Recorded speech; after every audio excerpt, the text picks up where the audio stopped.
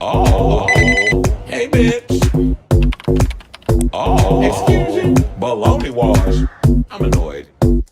I'm just here to give my opinion and carry in. Oh, it's Chris Avalon Unfiltered, bitch.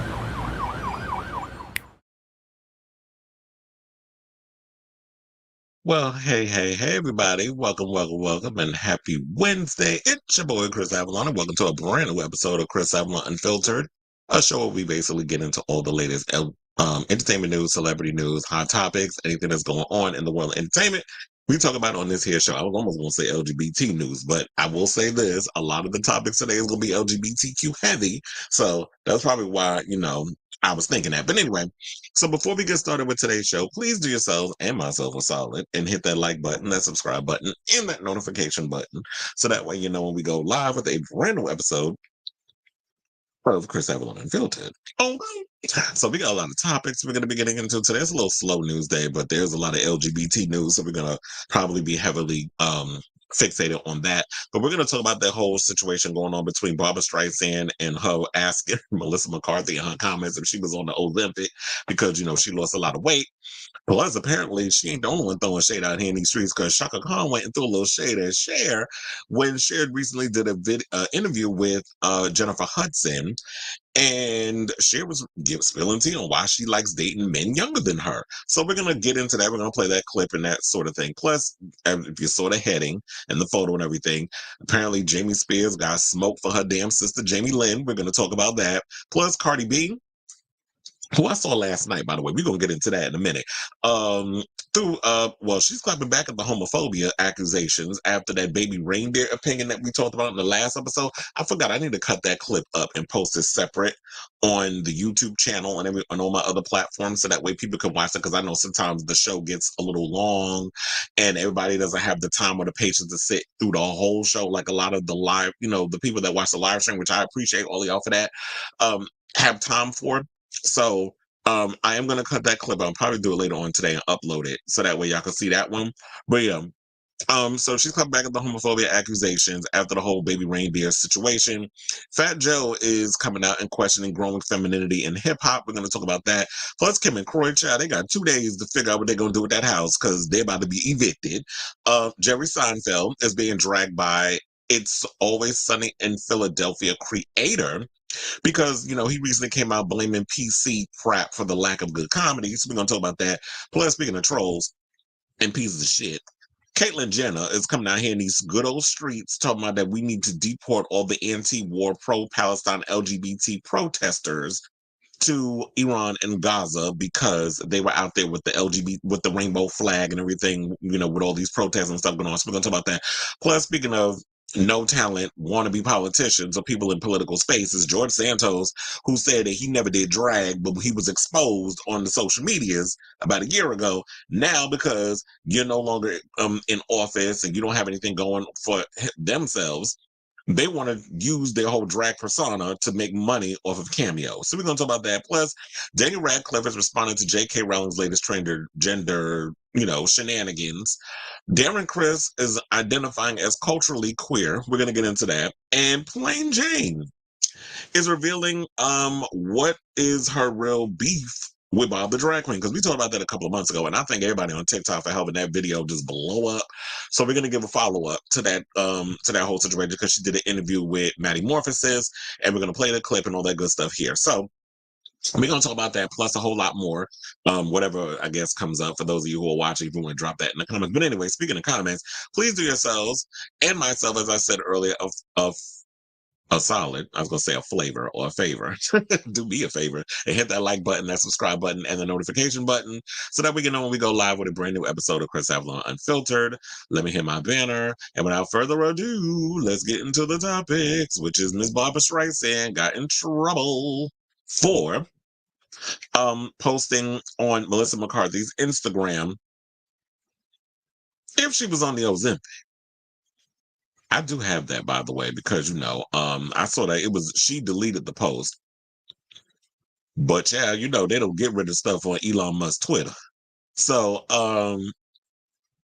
Melissa McCarthy turned heads recently in a colorful ensemble as she brushed off the Barbra Streisand Ozempic drama at the Unfrosted premiere in Hollywood. So I think that's that movie with Jerry Seinfeld, but we're going to get into Jerry Seinfeld later on in the show because he got dragged.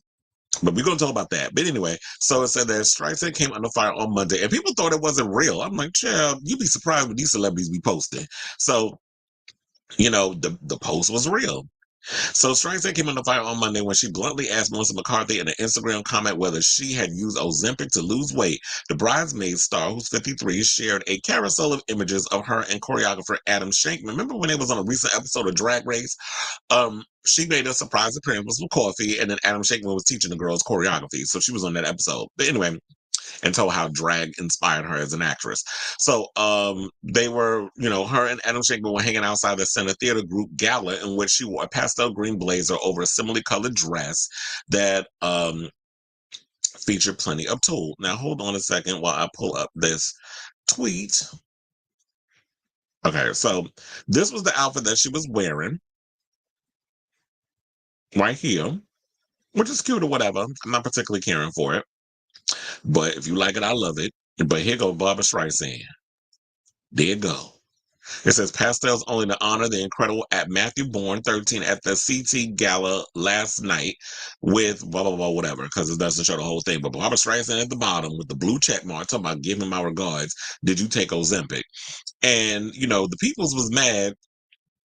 I also see Azealia Banks trainer. It's probably because she went and she got smoked for Eminem. We're gonna have to bring that up another time because I didn't have that at the ready. I totally forgot to deal with that article. But anyway, yeah, so Barbra Streisand is 82. And then they said that she deleted her question, but not before, users could weigh in with commentary. So the people in the comments was like, Babs, no, honey, just no. Another person put Major Boomer on with wine and an iPad energy. Another person put Babs typing away on IG like my elderly mom telling me she text someone something and me explaining, no, mom, you wrote it on Facebook on your wall for all to see. However, others defended Streisand from the criticism, noting that she would likely never try to embarrass McCarthy. I believe she meant that for a private question. Can't any of you show her some grace? Another person put Babs is 82, kind of par for the course. Old people do not know how ish works, nor do they give a F, added another. The Gilmore Girls alum, by the way, never answered Streisand's comment. And that's what I kind of think I think that's what happened. Now, congratulations to Melissa for losing 70 pounds. And she said she turned to an all liquid diet and also said that she'd never do that again. Yeah, because first of all, you could lose all that weight and you gain it back. Like as soon as you put anything there, you could lick a piece of bread and you done gain 50 other 70 back. And then in 2015, she said she lost 50 pounds by changing her mindset not to be obsessed with her figure. And she says, I truly stopped worrying about it. I think there's something to kind of loosening up and not being so nervous and rigid about it that bizarrely. And that's what it is. It's a thing that, as you get older, people tend to worry a little bit too much about their body image and what other people think. And people always trying to give their 2 cents and all this other stuff. Look, there was a recent story that came out that a man who was on trial in New Jersey. Well, I think he's from New Jersey. I don't know if maybe the trial is in New Jersey. I didn't read that far. But I did read a recent article where a man, and they showed the video on social media, on YouTube or whatever, going to jail, made for the rest of his life for killing his 6-year-old son, for making him run on a treadmill because he said he was fat. And so, it starts when it's young. A lot of you parents, I know, a lot of y'all think y'all mean well and all this other stuff, but y'all gotta realize sometimes the abuse that y'all be putting people through in these type of situations. And they showed the video, like he's sitting there watching it in court, looked like he had no damn remorse. So I hope they throw his ass under the jail. But he goes and puts the kid on the treadmill. The kid was fine. I was sitting there watching the video. I'm like, he's fine. Like watch over him and make sure he's a little quiet as his cat. The father should have got his ass on that damn treadmill alongside him. So you sitting over here reading your son over being fat, but sir, you didn't have a 6-pack when we was looking at you up in that video. But anyway, so he put the kid up on there. The kid's running just fine. And he decided to come over and increase the damn the conveyor belt, like make it go faster. And so the kid goes and falls off the thing. He picks the boy up, puts him on top of the treadmill while it's still in motion. And the boy's feet is buckling behind him. Like, there's no way. Like, first of all, me being 3 times probably that child age, I'd be having to turn off or pause the treadmill or whatever because I can't be running and then just stopping and run back on the app. Sometimes I be feeling I'm gonna fly back into the next machine.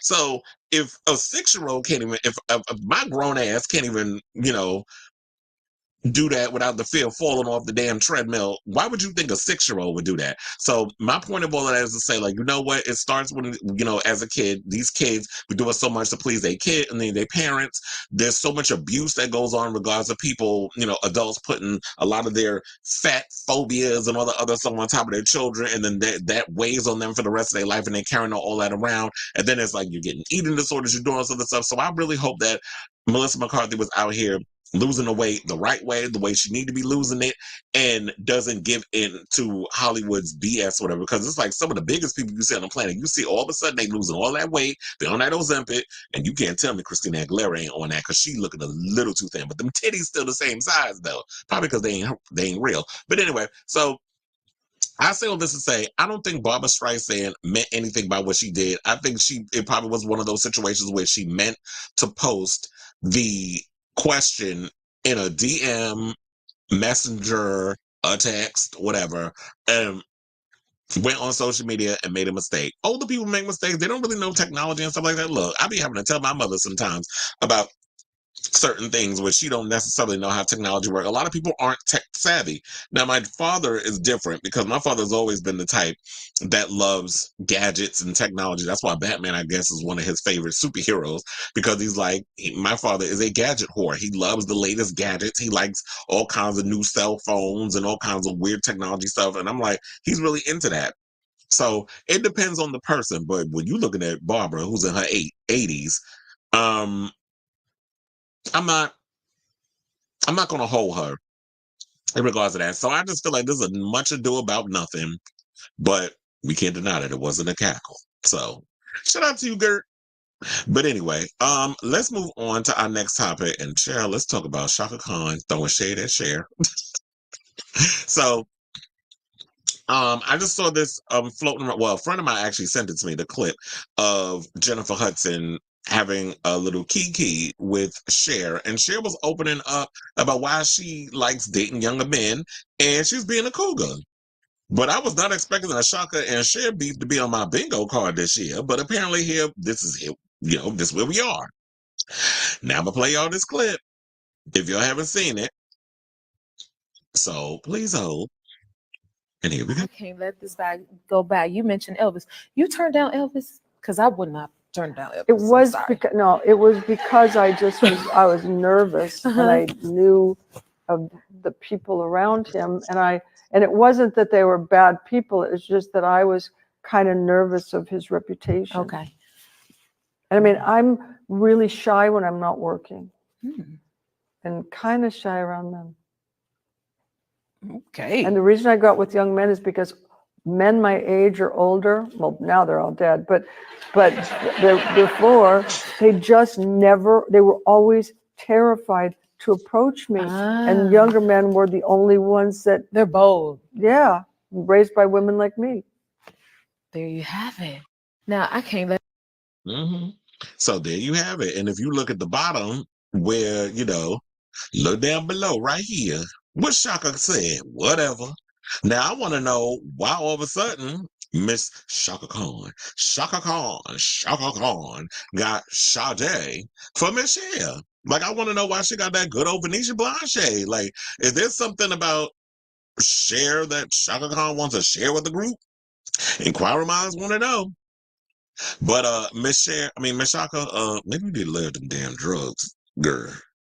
Cause you notorious for the drugations of situations. But I mean, I don't know if she clean. She still be out here slurring her words every now and again. And look, she is an icon in the business. My father is a huge Chaka Khan fan. I remember for his birthday, I can't remember. I think it was maybe I can't remember the exact birthday, but it was a couple of years ago, and it's probably still on my Instagram carousel somewhere. Chris Avalon, the Chris Avalon _ that my father was, he got a birthday cake with Chaka Khan's photo on it and loved every minute of it. So my father's a Chaka Khan fan. I love Chaka Khan's music. Look, so many people have covered it. Hasn't Whitney Houston, may she rest in peace, covered 2 Chaka Khan songs. So, I don't know. I really want to know, like, what is the situation here? Like, why all of a sudden Shaka is this another situation of another older woman just throwing something in the comments just to and didn't realize what she was doing, or is this Shaka being shady? Like, this is what inquiring minds want to know. Now, in regards of Cher dating younger men, like, look, I get it. Like, sometimes, and look, she ain't the only one that's out here doing. A lot of older men be out here doing the same thing. Jack Nicholson, you got what's his name? Al Pacino is a girlfriend, just had a baby, and the man and his, damn near got one foot in the grave. He 80 something years old with another kid. So by that time the child ready to graduate high school and go to college, Al Pacino might not even be in the union no more. And then you got Madonna likes dating younger men. Um, there's so many older people who out here who date younger. And she look like she having a good old time with Mr. A.E. Edwards, the producer, or whatever the hell he does. They said he produced. I can't think of one damn song that man be producing in the studio. But if that's what they say he do, this is what we're going to go with. So if she out having a good old time with Alexander, and all that good stuff, then let her have her fun. But girl, just keep an eye on your coins because, while I will say this, that younger guys are pretty bold when it comes to going after somebody older because it's that whole, I want to see if I could bag an older chick. Or if you in the LGBTQ community, if you going after the same sex, sometimes the young ones be like, they got that daddy complex where it's like they like throwing it back in the circle and calling you daddy while you hitting it real good. So there's some people that like that whole dynamic or whatever. But as long as they know what it is and they have no issues or whatever the case is, then let them be them. I just don't understand this whole situation where everybody just be trying to find like, okay, an older person, a younger person dating is cringe. Whatever they like, let them like it. But I heard that, I think we talked about it on the show a couple of weeks ago, or a couple episodes ago, where Gen Z apparently doesn't like that whole age gap type of situation. I'm like, okay, that's fine. You have a right to not like that. And if you don't like something, don't date somebody who's older than you. Go with somebody in your age range that you have a compatibility or relatability with. But just know that if somebody who's younger and older in that whole push and pull situation, I mean, yeah, I think also older, what she forgot to mention, she probably should have mentioned, was that older men aren't going to date women their age because women are set in their ways. The older men are set in their ways. And a lot of times I think like when older people get with somebody younger, especially like if it's an older man getting with a woman their age, they're not going to do that because you can't sit and mold them into what you want to mold them, or it's like we're getting whatever we need to get out of each other. So I just feel like that's what that is too. It's like, why would you want to get with somebody? First of all, y'all pH balances and stuff will probably be all off. His testosterone is not testosteroning, and her horniness is on a whole nother level. And sometimes, you need them boys to be out here to be able to have that old stiff piece of meat without having to resort to Viagra or any kind of, ailments, or not ailments, but supplements, I should say. Not ailments. Ailments like you got problems, whatever. But a supplement to get your meat up. And I'm sure Alexander being what?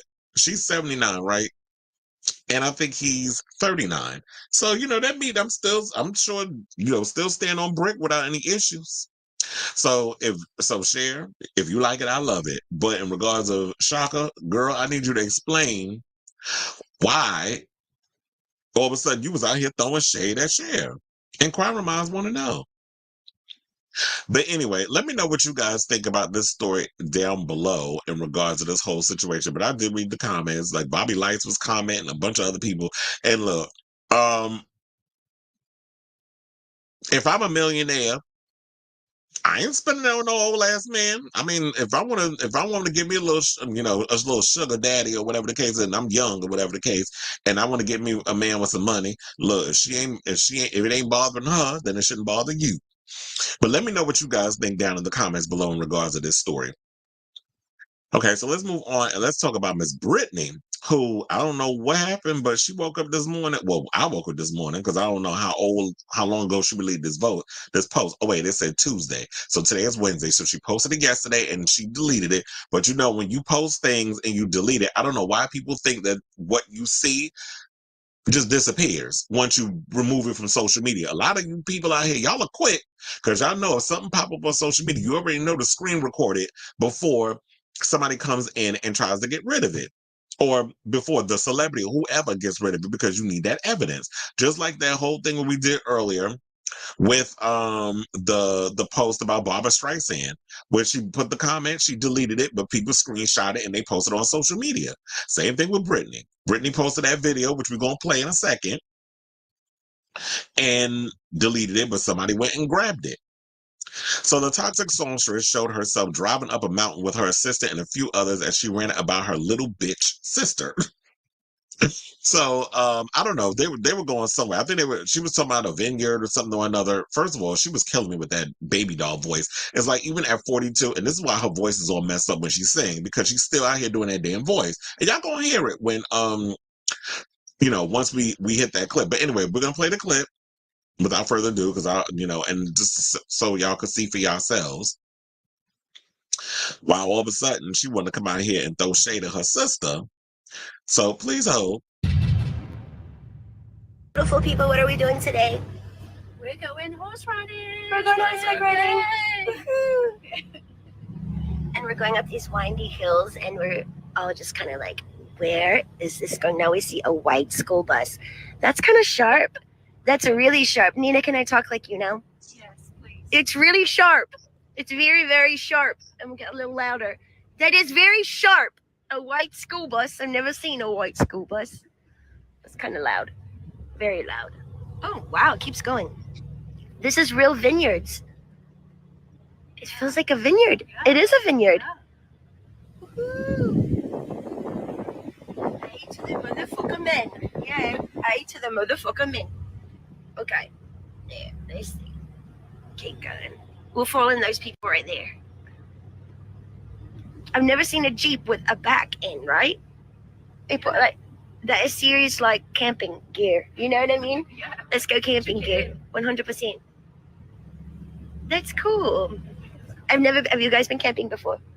I have a long time ago. My sister did on a TV show, and they bathed her in the jungle. Oh shit! Oh. She said, "Bathe me, cause I'm like stuck in the jungle and I miss my kids." Oh, cater to me, little bitch. Now what would we do in the jungle? Oh. Oh.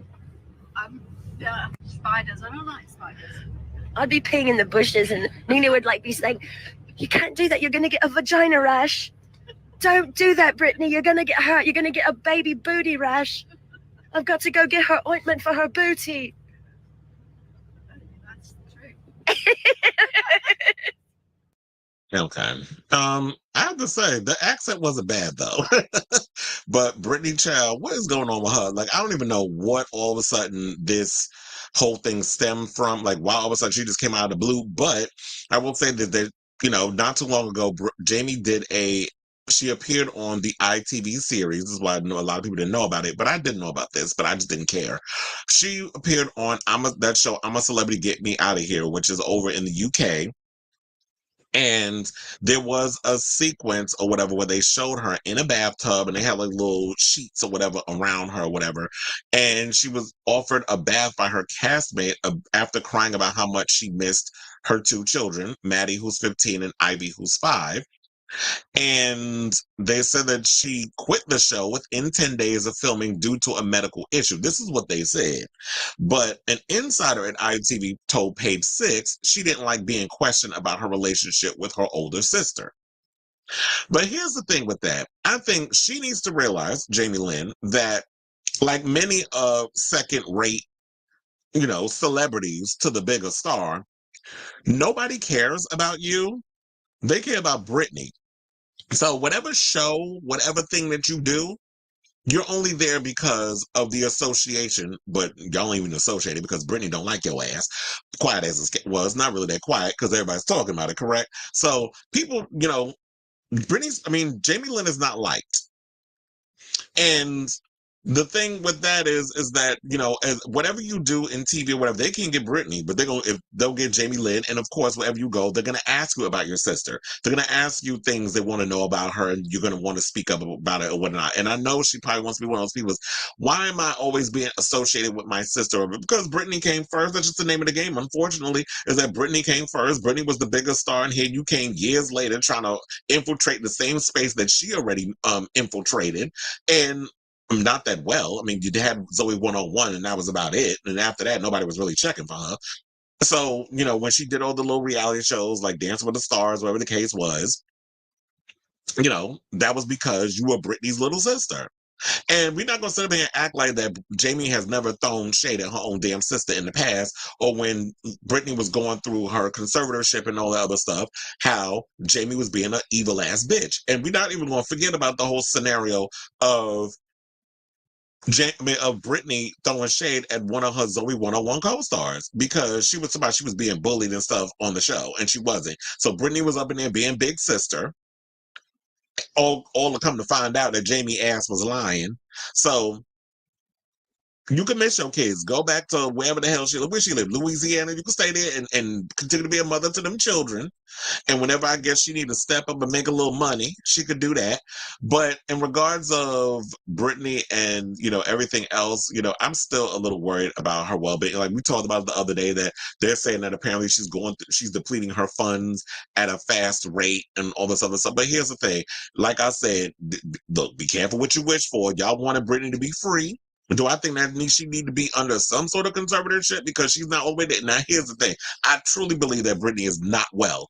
Everybody wants to sit and try to ignore the elephant in the room, but I do feel like mentally she is not, she's out there where the buses don't run, basically. Mentally. She's out there where the buses don't run. I said it and I don't give a fuck. And people need to stop trying to coddle her and all this other stuff. If you see that somebody out here in them same ugly ass brown shoes, them baby girl, them 2-year-old girl panties that she always wearing because she got the smallest pussy in the planet, the smallest pussy I've ever seen. She do. How you grown with a baby vagina, wearing baby girl panties, twirling in the foyer with messy hair, and doing the same damn thing? She do the same fucking routine all the time. But everybody, like, oh, she having fun. Leave her alone. Whatever the case is. She been in a conservatorship for so long. Okay, and there's been people in jail that get out that have been in, people in prison that have been locked up for a long time. When they get out, 9 times out of 10, they ain't doing what Britney doing on screen. They ain't doing what Britney doing on Instagram and all kinds of social media. So we're not going to sit up in here and just because she a celebrity that you like, we're going to make an excuse. If you see somebody acting weird on social media, especially over the years, and we know that she's had mental disorders and stuff, why is it a problem to speak out about it? And say that, okay, well, maybe we was wrong about this whole free Britney thing, and she needs some help. Now, do I think it should be at the extent of what she went through and her no good ass father, Jamie, put her through? No, I don't think that's what it is. I think she needs to be under conservatorship where it's just like they're making sure that she's not going too far with spending up her money like crazy or watching the type of vultures and stuff that she has coming in and out of her life who are taking advantage of her, which people have done her entire adult life, or probably even younger than that before she was famous. That girl was probably being taken advantage of. Something traumatic happened to her where she hasn't been getting help or making sure that she's taking her medication. That sort of thing. I don't think she need to be, strapped to a bed and given electroshock therapy or tortured or somebody lighting, lit matches on her and throwing it on her skin. Like I don't need to be extreme shit like that or shooting her up with lithium. Like I don't think that it needs to be that extreme, but Britney definitely needs some kind of guardianship where someone's making sure that she is being taken care of and she don't have a bunch of damn opportunistic people around her. And that's not a bad thing to ask. When you actually, in life, I think for those of you who don't understand that, and that's the ones I'm talking to, for those who get it, get it. If you really care about somebody, you don't just let them do whatever. People who are concerned for someone's well-being will do what they got to do to help them out and make sure that they're not being, they're not doing harm to themselves or whatever the case is. So that's what I'm gonna say on that. So, as much as I love me some Britney, whatever, we can criticize and be like, okay, sis, like, you need some help. Or somebody should be helping her. So, yeah, there's that. But I don't blame her for how she feels about Jamie Lynn because Jamie Lynn is a gaslighter and has done some shit over the years. And if you feel how you feel, and look, just because somebody blood and kin don't make them family, because a lot of family members will fuck you over in a minute for whatever reason, because out of jealousy, out of the fact that, okay, maybe your parents treated you a separate way than them, or whatever. But here's the thing, that's between you and your parents, you need to be chastising them for treating her the way that they treat her versus the way they treat you, or whatever the case is. And you being jealous because your sister got a little more talent than you. Whatever your jealousies and shit is, that's something y'all two need to work out. And between you and your parents or whatever. But if Britney wasn't the one that was being nasty and mean or whatever to you, I don't know why you taking that out on her. So y'all need to work out whatever y'all need to work out and go, or just like she said before, like I said before, because just because somebody's blood or kin, they don't make you family. For your own mental health and well-being, cut ties with them. And I'm sure that's what Britney has done, not only with, her father and everything, which I know she's mad about having to pay all that damn money for his legal fees or whatever. But it's like, look, pay the shit, cut your losses, and keep it moving. Because like I said, just because they family, you can cut your ties with them, fuck them. The good thing about being part of the LGBTQ community is that even when we come from shitty ass families, the one thing about queer people is that we create our own family. And that's always been the thing I loved about my community. I mean, I'm lucky enough that I come from a good family and parents who truly love and support me and stuff. But it's also good to have that alternative of being a part of the community. And that is like, okay, so just even though if my parents or whatever didn't love me or my siblings or whatever, like the friends and the people that you incorporate in your life, you can actually build family with them. Okay, so now let's move on and let's talk about Cardi B, who is throwing a little shade at people who were saying that she, was homophobic over comments that she made in regards of, her assessment of the show Baby Reindeer, which I told y'all the other day I did watch it, but I couldn't make it past episode 4. Like the episode 4 was way too heavy, and that was the infamous episode that Cardi B was talking about, where the guy who the show is based on, was it Richard Gadd, sorry. He created and wrote the show and he stars in it. He plays an actor named Donnie, comedian, who's being stalked by a serial stalker and how he deals with it. And then there's a situation in one of the episodes where he's trying to have his come up as a comedian. This writer of a popular show sees his act or meets him somewhere, comes to his show, mentors him, takes him under his wing, is like trying to give him confidence, whatever the case is, to build up his stage performance, that sort of thing. Then one day invites him over his house and he goes down this rabbit hole of just like drug use. Meanwhile, the career ain't popping, but he just groomed this man, this naive man who's thinking this is about to be his big break, grooms him, drugs, they start taking drugs. And then while he's passed out and going through this sense of drug addicted euphoria, the man is over here sexually assaulting him. So Cardi B gave her opinion on that. I'm not going to play that clip again because that was like a 4-minute clip and we played it in the last episode. Like I said earlier, I'm going to cut it up and post it as a separate thing so y'all can watch it in case y'all didn't see it. So a lot of people feel like what she said is a cultural myth, saying that boys who are abused by males must have been attracted to the abuse because they're gay or they become gay as a result. Because she said she feels like not everybody is born gay. As someone who has never been, abused, I've never had an SA situation. I've never been caught up in an SA situation. I've never been molested. None of that stuff has happened to me. So I can tell you for a fact that I've always been attracted to someone of the same sex.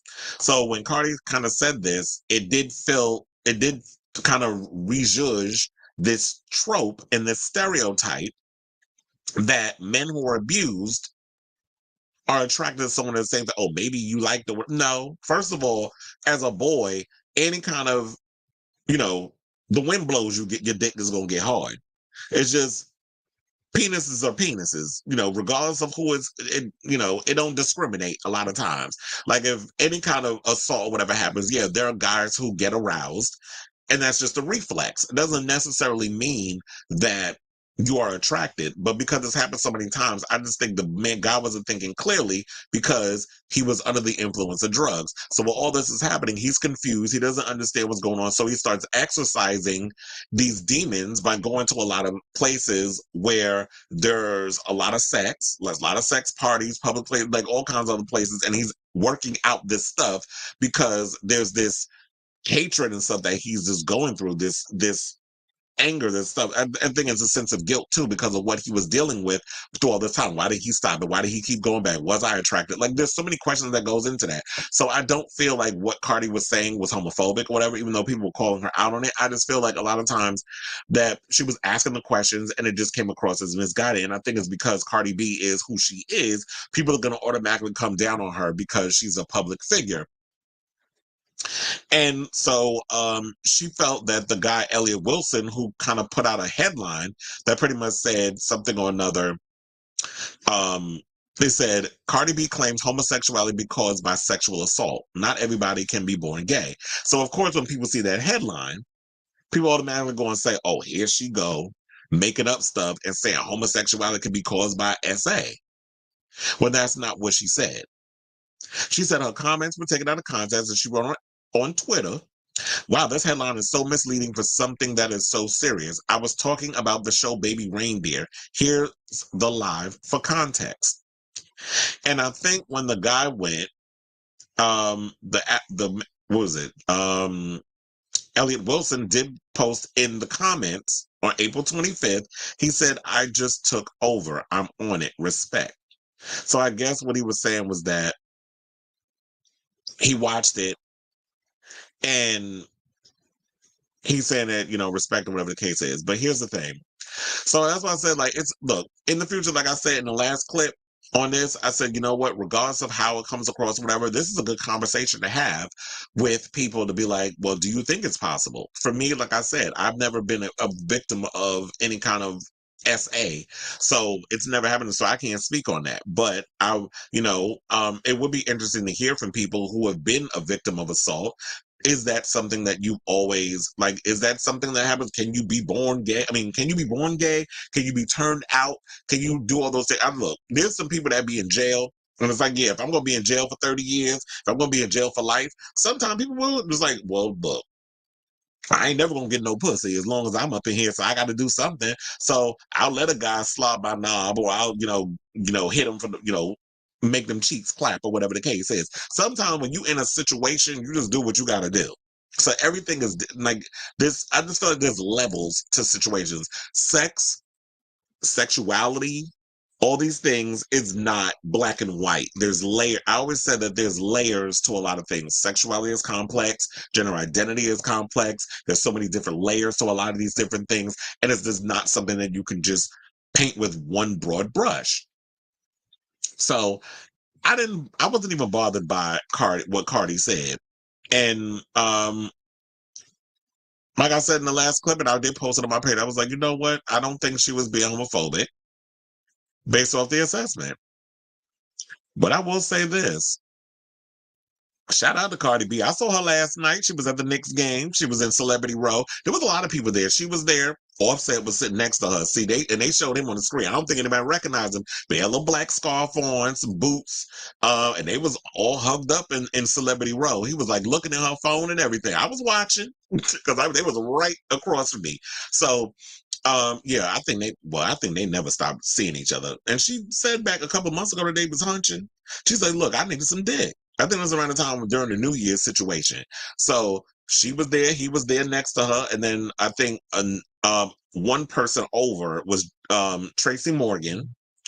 Ben Stiller was there, and I forget who else was sitting next to him. So there was a lot of celebrities there last night. So shout out to you, Cardi. Who was at the Knicks game looking cute, and she's a lot smaller in person. Had a little white boots on. So yeah, Cardi was looking good last night, and sis, I ain't gonna hold you on what you said, but like I said, what do you guys think about this topic? Do you think what she said was homophobic? Do you think people could be born gay? Like I said before, me personally, I do believe people are born gay. I feel like if you know yourself and your sexual orientation, men are not going to be sticking a dick up in another man unless that's something they really want. And that's something that they're comfortable with. And that's, if they're a man who has sex with a man, because I don't want to say gay because gay is perceived as a lifestyle, meaning that you go to the gay clubs, that you go to, that you're a fan of Beyonce, Madonna, Britney, all that other stuff, that you hang out in places like Hell's Kitchen or West Hollywood or those sort of, or Boys Town, which is in Chicago, or you go to Provincetown, you go to, so gay is a culture. It's a that's a lifestyle. But men who have sex with men or same gender loving individuals, that's just people who act out on the sexual situation. So anyway, let me know what you guys think of this story down below. Oh, so what's happening? I was born in West Hollywood. Well, we know everybody in West Hollywood ain't gay, but it has been taken over by the gays for a long time.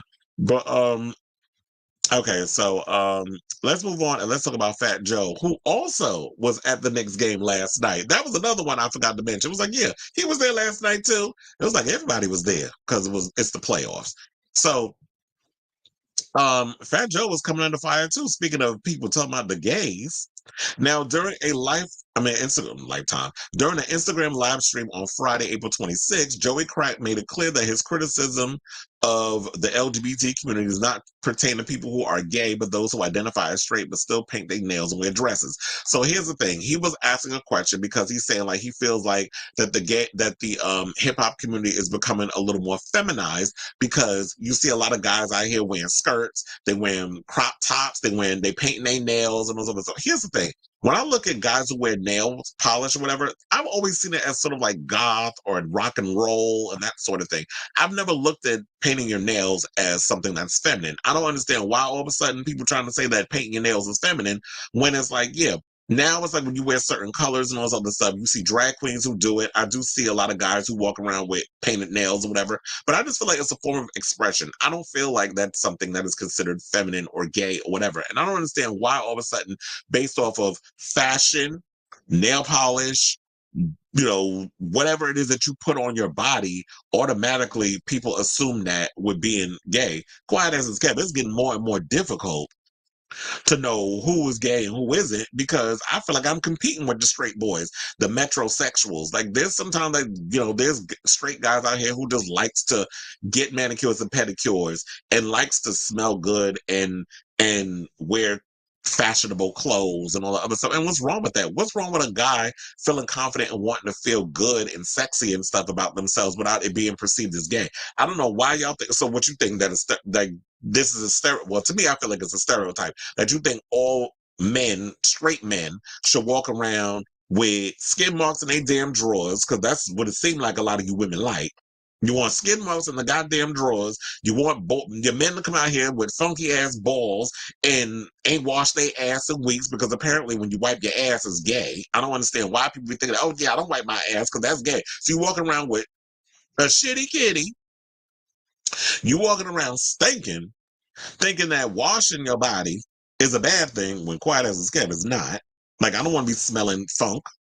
I think everybody should be out here taking pride in how they look. But apparently it's gay to do so. So anyway, so I have the clip of Fat Joe giving his opinion, and we will talk about it. So please hold as I pull this clip up. Oh, here it is. You got guys who I don't think are gay, but they painting their nails or they walking with Birkin bags, it just seems like, yo, that's the way, unfortunately, it's sad. You have originators, right? And then you have a lot of running with the swag or running with the style. So if Dipset was wearing the Flyers clothes, everybody was rocking the bandana over there. Tupac was rocking the band. And so it's like, it feels like it's been a new trend, a new swag, a new style. Paint your nails, use a bag, wear a dress, this, right? And a million of them by now done wore, the toughest one, my man's on Rico. Young Thug was wearing the skirts and this and this and that. These are the toughest. So it's safe to say it's a fad, it's a trend. And guys are like, yo, I'm going to get more, I'm going to go viral. I'm going to sell more. Historically, the people who sold the most, let's just keep it a buck. Your Nicki Minaj, I went to Beyonce's concert, which was a lot of fun. I had the best time of my life in there in the Renaissance, but it's a lot of, and so Is that's what's going on? They saying, yo, the LGBT really supports you, so we gotta act like that. So you got guys who I don't think are gay, but they painting their nails or they walking with Birkin bags. Okay, so we already got the gist. But here's the thing. Now, when he's talking about Beyonce and the whole Renaissance tour, a lot of that tour was because Beyonce, as she said many a times in her, well, I don't even remember, she did interviews, whatever. But in regards of unpacking that album was rooted in ballroom culture. It was rooted in a lot of the house music, which was from Black queer people. So that's where a lot of that came from. So yeah, when you see Renaissance, you got a lot of, the Vogue girls who were part of the show. Shout out to Honey Balenciaga and so many others that were up there, John Tay, and a whole bunch of other dancers that she had that were part of that scene dancing with her. And then she had ballroom culture incorporated and was using the Madonna samples and all that other stuff. Yeah, you're gonna see a lot of the gays up in there with the nails and the outfits and all this stuff. When I worked the Nicki Minaj concert at Madison Square Garden, there was a lot of gay boys up in there, a lot of boys who I don't know if they identified as trans or non-binary, but I was seeing a lot of looks up in there where it made me think that, okay, so I'm sure some of y'all up in here identify as trans or probably identify as non-binary. There was one up in there with a cute little bowl cut, had the long nails on, had a little pink coat over his shoulders, and was looking fierce. And I was like, okay, girl, sis, you better work. So, I feel like it's because we're at a time where it's okay to express yourself and express your fluidity. Fat Joe seems to forget that back then when he was popping in the music scene, you could not be out and gay. Now, and let's not also forget that there was a lot of sissies and punks that was behind the scenes that was designing a lot of y'all looks and making y'all look good out here in these music videos and making your MTV appearances and all that other stuff. So I don't know why Fat Joe trying to act brand new in this whole situation where it's like all of a sudden the gays just came out of no damn way, like somebody kicked open the crypt and we just all just started crawling out, with our little outfits on. And so I don't know why he trying to act like he was born yesterday. It's just I don't want to say like maybe he was coming across, because I don't want to always be so quick to jump into the homophobia situation. But and I'll address this thing about, do I think people are using us for that clout or whatever in a second. But just unpacking all of this, I just feel like back then there were a lot of LGBTQ artists that were trying to infiltrate the hip hop space, and queer hip hop has existed, even though y'all just heard a little, just because Little Nas X is more mainstream and Saucy Santana and so many of them have just coming out now. Queer hip hop has existed long before a lot of them even had a career. Like we had Deep Dick Collective, we had So Say the Elemental Wizard, we had Baron, shout out to him, he's a friend of mine. We had Deadly. There's been so many queer artists who have been around for Fox Giselle, let me throw her up in there too, that's been around for 2 decades that have been in this space making a lot of out music, but a lot of y'all don't be hearing about it because the industry is not trying to push them through. So you're starting to see that resurgence now, and there are a lot of artists out here now that are making a name for themselves. Like we got, Fly Young Red, we got Cakes the Killer, we got Leaf, who I think changed his name. I've got shout out to Adrian Expression. He be out, the YouTuber. He makes music and stuff too, being his little sissy self, but also he be spitting bars because boy got talent. So there's a lot of queer hip hop artists and stuff out here, but because a lot of y'all dominated, people like Fat Joe dominated those spaces, y'all wasn't letting a lot of those queer artists through the door. So if y'all want to be out here and y'all want to express yourselves the way y'all want to express yourselves, fuck what everybody else got to say. You go out here and you live your best life. You wear your cute little skirt. You wear your long nails and your lashes or whatever the case is. Now, me personally, I ain't wearing all that because that's not my judge. But I embrace and I appreciate anybody who's out here that has the balls to express themselves the way they see fit. Now, in regards to Lil Uzi Vert and all these other artists who out here, they do be wearing the little outfits. Didn't one of the rappers, what was it, Young Thug? Did he come out with an album called Non-Binary or something or another? I think if they wanna come out here and they want to wear all that, then that's cute. But I will say this: the one thing I don't like is a lot of the straight ones that come out here and they wear our clothes, they use our pronouns or our lingo and all that other stuff, and then they want to be like, oh, I'm straight, but y'all want to hijack our shit and bring it into the mainstream like y'all invented it. I have a problem when men do it. A lot of you so-called straight men do it and that stuff, the queer baiting. And I hate when a lot of you women do it too, where a lot of y'all running around here trying to sound like a damn drag queen. Nene Leakes, Tamar Braxton, a bunch of you that be out here making dollars off of a lot of our lingo, like reading, shade, Miss Mama, all these other words that we be out here using. That shit came from us in the ballroom community and the black queer community. But y'all be coming out here using these words. I be hearing guys, like straight, these so-called straight dudes out here talking about throwing shade. Bitch, do you know how old that term is? It's like y'all out here using throwing shade like y'all like it's nothing. But then you mad about a whole bunch of, this mess. So if there's a growing femininity in hip hop, I just feel like it's because people are feeling more comfortable in their own skin, and they should be able to do that and express themselves. Like, and they're more on the alternative side, like a Tyler the Creator, or a Frank Ocean, or one of those type of artists who are just not afraid to be out here and express themselves. And art is about freedom of expression, and so is fashion. Like when you look at fashion has always been a bit androgynous or pushing the boundaries and stuff. Pharrell's been pushing the boundaries of fashion for over 2 decades, and then you got little Uzi Vert out here voguing and all this other stuff, which he recently did when he was at, I believe, Coachella, and the girls was gagging. But Pharrell been bagging, he's been rocking a Birkin since 2005. So if people are doing this shit for clicks, let them do it. But I think people are smart enough to differentiate if somebody is real genuine about, the community and all this other stuff versus being a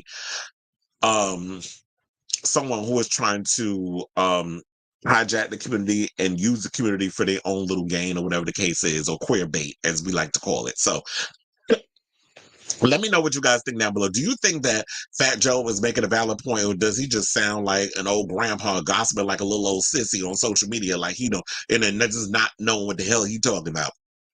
Leave your comments and stuff down below, because I definitely want to hear your thoughts. Okay, so we got some comments, speaking of which, and let's go on with that. It said, Ezra says, had he never seen early Tupac interviews, he presented gorgeously feminine before he was moving on to the death row folks. Also, I forgot to mention, I meant to bring this up too, because he was talking about Dipset. I'm like, well, wait a minute. Cameron used to get clowned for always wearing pink. So you out here talking about you talk about Dipset and all this other stuff, but I'm like, do you have amnesia? Because Cameron used to always walk around wearing pink fur coats and all kinds of other stuff, and they used to call him gay. I even think he recently talked about it on that podcast that he does with Mace, when he was talking about that type of stuff. So that's what I said. Fat Joe, chill.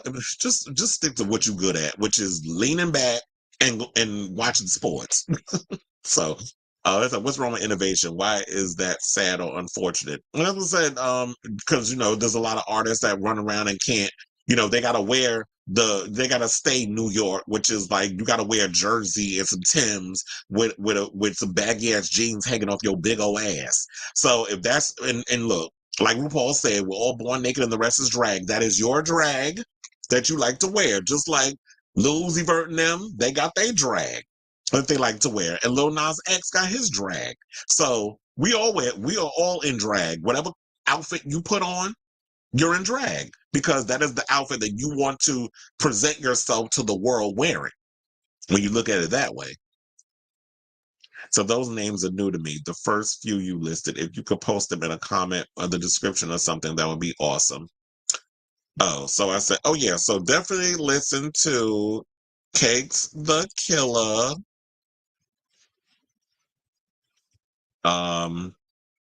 Who else? Oh, I spelled leaf wrong. And then who else? Zebra Cats.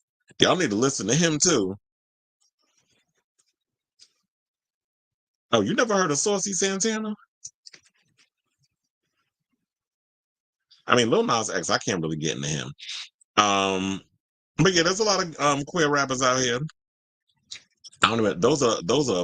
Oh, it's probably gonna put it like 4 damn times, because I'm on all these social media platforms. So yeah, I got it in the comments. You could definitely read those. I mean, so he stated a long time ago. Oh wait, he said a long time ago that he worked with gay rappers.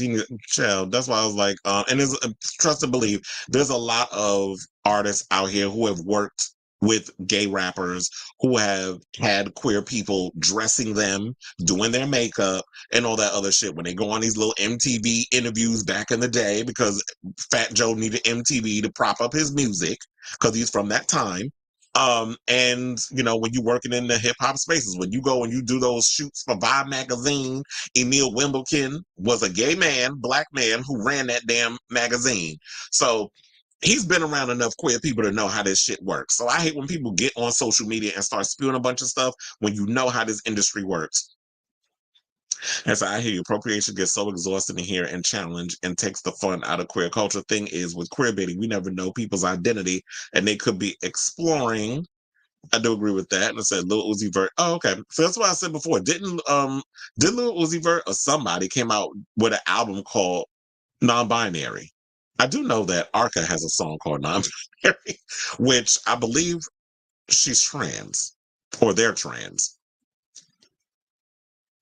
He did. I'm glad you brought that up. So I was like, I'm not gonna listen to a heifer that was out here buying Trump shoes and saying that he bought it because he's a sneakerhead and he need to have it as a collection. So if somebody came out with sneakers that had a swastika on it, or being that you Puerto Rican, because we're gonna go there with this show. You know me and this mouth. That's why I can't monetize it, because I just be going there with stuff. That's what Robert said. He said you can't even monetize your channel because you got to curb your mouth. But you know what? In this situation, we got to talk. Now, if somebody came out with a sneaker tomorrow that said "spick" on it, you gonna buy them sneakers too because you a sneakerhead.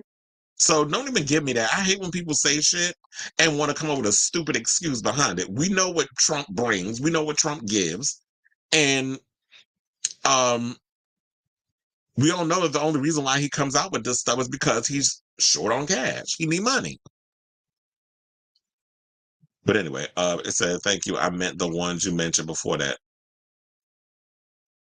Wait, hold up, child. I was like, damn, look how I've got to watch the video back and be like, I knew one of them. Well, hold on. Oh, okay. So we said Arca is trans feminine. Oh yeah, I said so. Said the Elemental Wizard. He's I don't think he hasn't made music in a long time. I think he quit.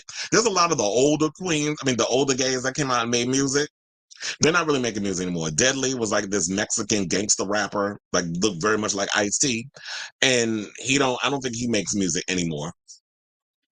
But that's Deadly as a Deadlee. Fox Giselle is a friend of mine. She's trans.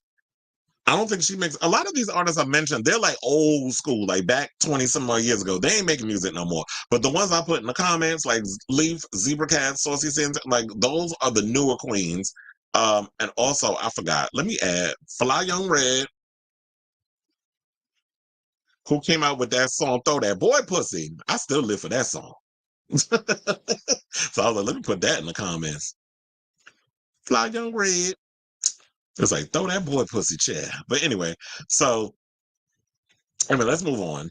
And let's talk about Kim Zolciak, who, child, they talking about their houses in danger of foreclosure. How many times are I going to foreclose in this house before y'all kick these people to the curb? I was going to say the other word. It said, now Kim Zolciak Biermann and Kroy Biermann's Atlanta mansion is once again at risk of being foreclosed as the estranged couple struggle to find a buyer. Now, according to new legal documents obtained by People, lawyers for the pair's bank lender, Truist, are giving them until May 3rd to go back to court.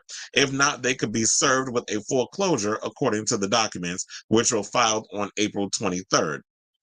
This doesn't mean they have to be out of their house. Oh no! Well, I guess they got squatters' rights. I don't know. Do they have squatters' rights in Atlanta?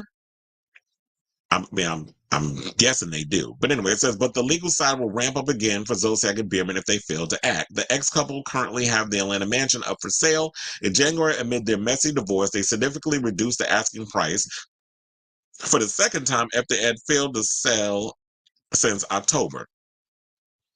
The Real Housewives of Atlanta alum and her retired NFL player husband first listed the property in October for $6 million. According to Zillow, they reduced it to $5.5 million in mid-December and have now given the price an even bigger chop. Records show they lowered it to $4.5 million, 75% of what they originally wanted months ago, and people still ain't buying it. You're going to, I told you, look, I said from the beginning, Kim and Kroy, what y'all need to do is reduce that damn price to $2 million. I know that's probably around the same price that y'all went and bought the house, but you're going to have to reduce it to $2 or $2.5 million because don't nobody want that house. That house, first of all, there's a lot of bad juju up in that house with Kim and all that plastic and Kroy and that big old ass and them damn, and them baby kids that she got. They need to bring a priest up in there, do a full-on exorcism, burn some sage, do whatever to get them demons about that house so that way they could sell it. But because there's so much with these two, ain't nobody trying to buy that house. So I don't know what they need to do. Like, I mean, at this point, except chop it even more because nobody is spending 4.5 million, 4.5 million on a house, on that house. Now, they said the impressive stone mansion is currently listed by Jenny Doyle in Atlanta Fine Homes, Sotheby's International Realty. It sits on 1.78 acres in the town of Milton, Georgia, about 40 minutes north of Atlanta. It features 7 bedrooms and 11 why do you have so many damn bathrooms? 7 bedrooms and 11 bathrooms situated in 15,694 square feet of living space. Now, this isn't the first time the house has been teetering towards foreclosure. In February of 2023, and remember, she was in denial that the house was in foreclosure, but we've been known to know that Kim is a full-on compulsive liar, and as always, the tea always comes out. The chickens always come home and roots in the end. So in February 2023, the Real Housewives of Atlanta alum and the former NFL player's home was placed in foreclosure. A notice shared by Fulton County at the time stated that the couple had defaulted on $1.65 million loan they took out on the property. Truist Bank planned to auction off the property on March 7th of 2023. Remember, because she said back in November that it wasn't in foreclosure, and then all of a sudden months later in 2023, because it was 2022 when she said it, and then March 7th, 2023 is when they was like, okay, bitch, now you tried it. Now we about to show you that, yes, your house is about to be foreclosed. Because she's like, oh no, I'm being here, my birthday. First of all, your husband don't love you no more. Them kids, I don't know what's going on with them. She's out here like trying to get clickbait and all this other stuff on articles that she posts on Twitter. I mean, not Twitter, on her Instagram. One about, she said that her oldest daughter, Brielle, was pregnant and then had a link. And then when you click on a link, that's how she make her money. Which go to show how thirsty she is for a damn dollar. And then most recently, I don't think we talked about this on the show. Maybe we did. I don't remember. I talked so much about stuff on the show. Sometimes I don't even remember what I talked about yesterday. But we talked about on the show how, I did a story on it that, excuse me, that she did hashtag RIP next to a picture of her and Kroy, which had people thinking that, oh yeah, I did do that story. Then had people, including her daughter Ariana, thinking that Kroy passed away. Come to find out, she was, and then she tried to say, and this is what I actually thought in my brain, but I don't think I brought this up on the show. And then she mentioned a couple of days later, and I was like, you know what? That's exactly what I'm sure what it was. But it's hard to even know if Kim is being genuine about stuff or whatever. But she said that when she posted that, she said, I meant RIP to the marriage. But if that's what you meant, that's what you should have put out there, because perception is everything. And things have to literally be spelled out because people will misconstrue your words. But I'm sure that was her intention, because she knows if she put RIP instead of putting RIP to my marriage, nobody would have clicked on that, whatever article it was. I wasn't clicking on it because I ain't stuck, because it's like, girl, fool me once, shame on you. Fool me twice, you know the rest. So I didn't click on it. But I knew from reading the article, they were saying that that's what that was. It clicks to go to a website, and that's how she makes a profit. And she turned off the comments because she knew they was going to drag her ass in the comments, which is why I was like, you know what, girl, if you really that starving for money, what you need to do is just beg to get back on reality TV. But I just don't think Kim is that interesting by herself. Like, I know she's doing I'm a Celebrity. Maybe the next thing she needs to do, because there is a season 3 coming, and I know that, oh my God, Alan Cumming recently talked about how it's going to be a juicy season that they're working on. Get her on The Traitors. I think Kim Zolciak would be great to go on a show like The Traitors, because she definitely got, her personality is definitely would be perfect and appropriate for The Traitors. So get her ass on season 3 So she can make her some money. Don't make her a traitor because it would be so damn obvious if they went there with her. But, make her a regular whatever and get her on that show because I think she would be perfect for that. Or she need to call up Ray J or Lemmy over at Zeus and get on one of them old, ninja nonsense programs that they got over there. Look, Aubrey, they're over there fighting Natalie Nunn long chin ass on baddies. So, if y'all need more white girls to be on them shows acting a damn fool, she need to give Lemmy a call. But I know Kim ain't gonna be up in there at 45 years old fighting no little ass girls. No, a bunch of damn Sukihana wannabes.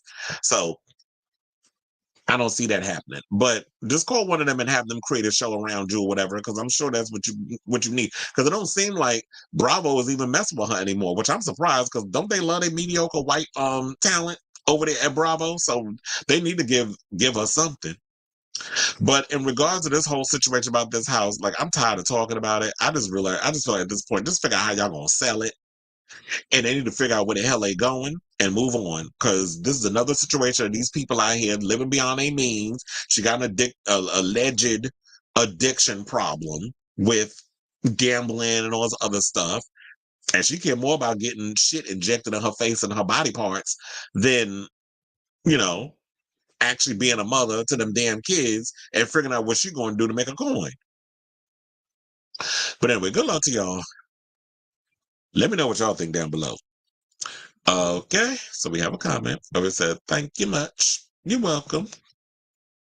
Now, let's move on to this topic and let's talk about Jerry Seinfeld, who I ain't never found funny, by the way. But anyway, so Jerry Seinfeld, who arguably hasn't been culturally relevant since about 1998, came to the attention of It's Always Sunny in Philadelphia creator Rob McElhenney this week after he blamed the extreme left and PC culturally correct crap for the death of TV comedy. The 70-year-old comedian was responsible for that unfunny, tired-ass, long-running sitcom Seinfeld, which launched in 1989. He went on to claim that many of the jokes in the series wouldn't be allowed to be broadcast if they aired today. He made similar comments back in 2015 when he complained that people no longer find his joke about gay French kings amusing because of political correctness. His latest statements, which he made in an interview with The New Yorker, was met with ridicule by many people, including the creator of very non-PC, boundary pushy sitcom It's Always Sunny in Philadelphia, Rob McElhenney. Always Sunny, as it's affectionately known by fans, first aired in 2005 and its 16th season premiere in June last year. There are at least 2 more seasons left to go. The series has been repeatedly renewed. In contrast, Seinfeld ran for just 9 seasons. Now, the show, for those of you who have not seen it, follows a group of some of the worst, most sociopathic, appalling, narcissistic sociopaths in the history of television. Charlie, played by Charlie Day, Mac, played by Rob McElhenney, Dennis, Glenn Howerton, Dee, played by Caitlyn Olsen, and Frank, played by Danny DeVito, otherwise known as The Gang, who run a dive bar called Patty's Pub. Now, in the New Yorker interview, one example Seinfeld gave of a joke that he doesn't think will be allowed in the year of our Lord, 2024, was Kramer decides to start a business of having homeless people pull rickshaws because, as he says, they're outside anyway. Do you think I can get that episode on air today? Let me answer that. I do think you can. And I've always said this when it comes to comedy. Comedy is subjective. Now, here's the thing. I actually love It's Always Sunny in Philadelphia. I really did not start getting into the show until last year, actually. My roommate was binge watching it. And I sat and I was like, let me sit and watch this show. I have never laughed so hard in my damn life with all the crazy, inappropriate shit they do on that show. So the show was hilarious. And I love humor featuring people who are the worst of the worst, or people who do real crazy, like, oh my God, I cannot believe they went there. But if you could find a way to make that funny, I'm here for that. Like, I love, and like people who know me know, I love it inappropriate. I love crude jokes. I really do. But you have to be clever and smart about how you set that up, set up that scenario, set up that joke. So when people go around and say that, do you think I can get away with that stuff today? First of all, Seinfeld was both, of a time where something like that was needed and it works. Now, yeah, the show came out in 89. So that's like, over 30-something odd years ago, which would be, it's like over 30 years ago. So, a lot of the stuff that you see in a lot of these shows, and this is the same thing I always talk about when Gen Z and a lot of the younger generations, they come across and they watch a lot of these shows. Like we talked about it with Sex and the City, we talk about it with so many other shows that came over time. A lot of times people will watch back stuff and they'll be like, "Oh my God, that joke is so cringe! Like you couldn't get away with that today, or you can't say that, you can't do this, you can't do that." And it's like, yeah, that was a moment in time where those jokes worked for what it was. In 1989, you could say shit that you couldn't say in 2024 because the times are different. But you can always tell a crude joke. You can always be funny and unapologetic or whatever, but you have to be creative in trying to make that work. But to me, Jerry Seinfeld is giving what he's always given. His whole comedy is shrouded in bitching, moaning, and whining about things that's going on in life. First of all, we already know that Seinfeld, the show basically was about a bunch of damn nothing. Like, there's no, like, if you would ask anybody what is a plot of Seinfeld, that show, nobody would be able to tell you because the show never had a fucking premise. The premise was it was a show about nothing. That's basically why the show was popular. And so it would be, the core four of that cast that would be caught up in whatever scenario they was caught up in. So let me look for what Robert McKellany said. Okay, so he actually posted it on Twitter. So let me pull that up. Please hold. I always have to say please hold like I'm a phone operator. So it was like Jerry Seinfeld says he wouldn't be able to do many jokes from Seinfeld in today's world. And then his answer was probably. It said one would be Kramer decides to start a business, blah, blah, blah, so on and so forth. So I don't know. So yeah, he just said probably on that sort of thing. So I don't feel like that was a big deal. But anyway, so some of the replies were absolutely chef's kiss, with one person writing, "It's always the comedians like Seinfeld and that Goat Boy guy and Roseanne that have nothing going on who are whining about cancel culture." Another added, "So funny to see people like him say you can't make a show like that today, as if It's Always Sunny hasn't been doing this shit for like 15 years and it's still just funny as ever. If you punch up and not down, people tend not to get mad at the jokes." Absolutely, and that's what I'm saying. Is like if you punch up, and that punching up basically means if you are creative. If you find a creative way to make that crude joke funny, but don't talk down to your audience or have to punch down and be real nasty and mean-spirited about it, if you can find a clever way of doing it, which is what they do on It's Always Sunny in Philadelphia, then it works. That's why I love people like, I'll use, for example, I don't really pay attention to a lot of straight comedians. Like, okay, Chris Rock, I feel like his comedy is not as strong as it was back in the day. But Chris Rock does like the crazy, the crazy jokes or whatever ways, like unapologetic way he says. But I'll use people from our community. I'll use Bianca Del Rio, who's a comedian, an insult comic. I love the stuff that Kathy Griffin does. She's not LGBT, but a lot of her comedy is geared towards that community because her biggest audience are the gays. Or Lady Bunny, who is a friend of mine. And, she does a lot of, reads everybody, goes after everybody and under the sun. However, the one thing I like about those comedians is that they allow you to come and throw shade back at them. So it's not just about, oh, I'm just gonna punch up and be shady towards people just for the art of being shady. And I think people like Jerry Seinfeld, who comes from a place of privilege, he thinks he could just say whatever and just won't be called out on his shit.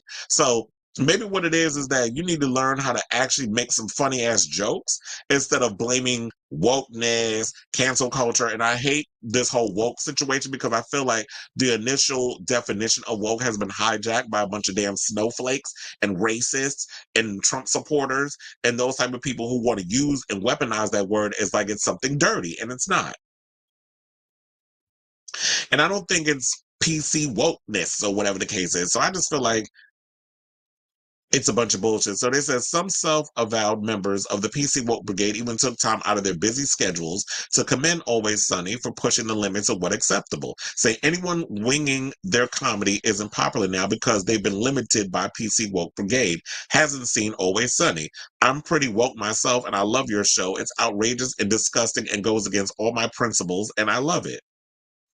So, that's where I'll leave it because that's how I feel. Like I can pretty much sum it up all in that. It's just like, you know what? I'm someone who is self-aware and is always about trying to uplift and people and stuff. But I love the fact that, you know what, I shouldn't be laughing at this shit, but it's funny. I was like, I can't believe y'all went there, but I'm a cackle. And there should be nothing wrong with that. Y'all can laugh at some shit. Like, we should all be, look, humor is subjective, art is subjective. If you want to laugh, laugh. But as long as it's not hurting anybody, then I have no problem with it. But let me know what you guys think of this story down below. Child, I tell you, I ain't never liked Seinfeld. So I definitely had to bring this up. And to me, it's like him bitching. And I bet you it's probably because he did that Netflix movie with Melissa McCarthy. And that's probably going to be another damn turd. Because, you know, as much as I love Melissa McCarthy, that girl ain't made a good damn movie in years. So I can definitely tell you that even though Netflix just back up the Brinks truck to everybody and anybody that want to create content, I already know that movie's probably going to be a piece of shit. But anyway, so we have some comments. It said, True Shade, his irrelevance is older than the girls he chases. Is he married? I don't know. It says, very few have the skills to pull a risky humor. Then you get Matt Rife thinking he's Bill Burr. True. And here's the thing, I heard so many people always in my comments coming after Matt Rife. I've actually seen him in person too, because he's kind of my job. And he's good looking, but you know, some people say it's due to surgery. But look, money well spent, if that's what it is. But yeah, there's a lot of people out here that try to infiltrate that space of, yeah, I'm edgy, I'm this, I'm that. And it's like, stop trying so damn hard. Like, if you really have the gift to be out here and be an insult comic or whatever it is, and if you find a way to put, you know, if you have the talent and the wherewithal and you're smart enough and creative enough to pull off crude humor, that's what I'm here for. And I have no problem with that. Okay, so let's move on. Chill. Let's talk about this bitch. So, I can't stand her. But anyway, so now after the former Olympian was verbally attacked, and rightfully so, by pro-Palestine anti-war protesters outside the White House Correspondents' Dinner in D.C. on Saturday, self-hating transformer Caitlyn Jenner wants the LGBT protesters to be deported to Iran or Gaza. Now, the political clown formerly known as Bruce fired off a strongly worded opinion on all the demonstrations happening at American universities, particularly those who are using LGBTQ plus imagery as a way of standing in solidarity with what's going on in Gaza. She said, deport those morons and send them to Iran or Gaza. Have fun being burnt alive, beheaded, or pushed off a building. It is illegal and punishable by death in the most egregious ways to the LGBT in these hellhole regions governed with terrorist regimes. Now, specifically, she commented on the video of protesters at Cal Poly Humboldt, where students were being asked to disperse with one spinning around a rainbow-colored umbrella. Now, it seems that she took this to mean these protesters were attempting to conflate causes and allegiances, and she's making it clear she, as a trans woman, is firmly not in their camp. Now, here's the thing. Have we claimed Caitlyn to be a part of our camp? Because even though she was given Woman of the Year, she has never really proven or shown a side of herself where she is for the LGBTQ community, that she has stood by trans people, trans rights, whatever the case is. I don't feel like she has ever been that way. And I know people hate, well, he shouldn't be misgendering her. That's why I threw that transform and all them other things up in there, because I feel like just because you're a member of the community, all skin folk and kinfolk, just like Candace Owens be out here throwing the black community under the bus for white approval, just because Caitlyn is decided to transition because, you know, she done ran over somebody with her damn car, which I did cackle when she was at the Correspondents' Dinner. She was across the street. I guess they let all kinds of strays up in that damn place. She got heckled by the audience, and they was calling her a murderer. And I was laughing online watching her get dragged verbally by the protesters, and rightfully so, because she's been out here trolling people on social media and trying to use her little agenda to shove her head all the way up Trump's unwashed ass, because we know he stink based off the words that all the comments and stuff that people have been talking about with him stinking up the damn courtroom, and talking about deport people, you know, to Gaza, whatever the case is. And here's the thing, the one thing that pisses me off about that is the fact that has been the argument about a lot of people who show support for the Palestinians. Nobody is saying that we agree with Hamas. Because I don't agree with what Hamas is doing. I feel like they're extreme, just like Netanyahu is extreme. And Netanyahu and Hamas, their infighting and all that other stuff is causing the casualties of thousands of people where whole lineages is being wiped out. There was something I read on Twitter where they said that one guy, 200 of his family members were killed over in Palestine, well, in Gaza.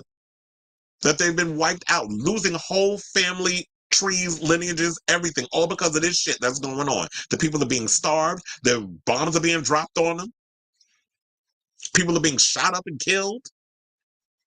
The people that are out here protesting, I hate this narrative that the politics, the mainstream, and the media have been pushing, calling them anti-Israel or pro-Palestine. They're anti-war. That's what this is. And a lot of them are out here peacefully protesting. Now, you always going to get some people that, you know, a bunch of rotten apples that's going to spoil what the main thing is. And the media is going to always go for the most sensational thing to sell papers and make headlines. And Caitlyn, she know what she doing because she want a moment. And that's what this shit is. So I said, can we deport her, that strong jawline, and the man hands first? Because I'm tired of this bitch and her misguided trolling. I wish I could find the iconic first brick thrown during the Stonewall riots and hit that self-hating cunt in the face with it. Now, I'm sick of having debates with these less than smart people who think the way she does. Yes, there are nations that will throw you off a building, behead you, hang you, or burn you alive for being LGBT. They also do the same thing to women. Now, should women get the same smoke Caitlyn has for the community she decided to become a part of 5 minutes ago? And also, let's not act like queer people don't exist in Iran or Gaza. They're suffering alongside of thousands of innocent people caught up in the crossfire of Netanyahu and Hamas's political war.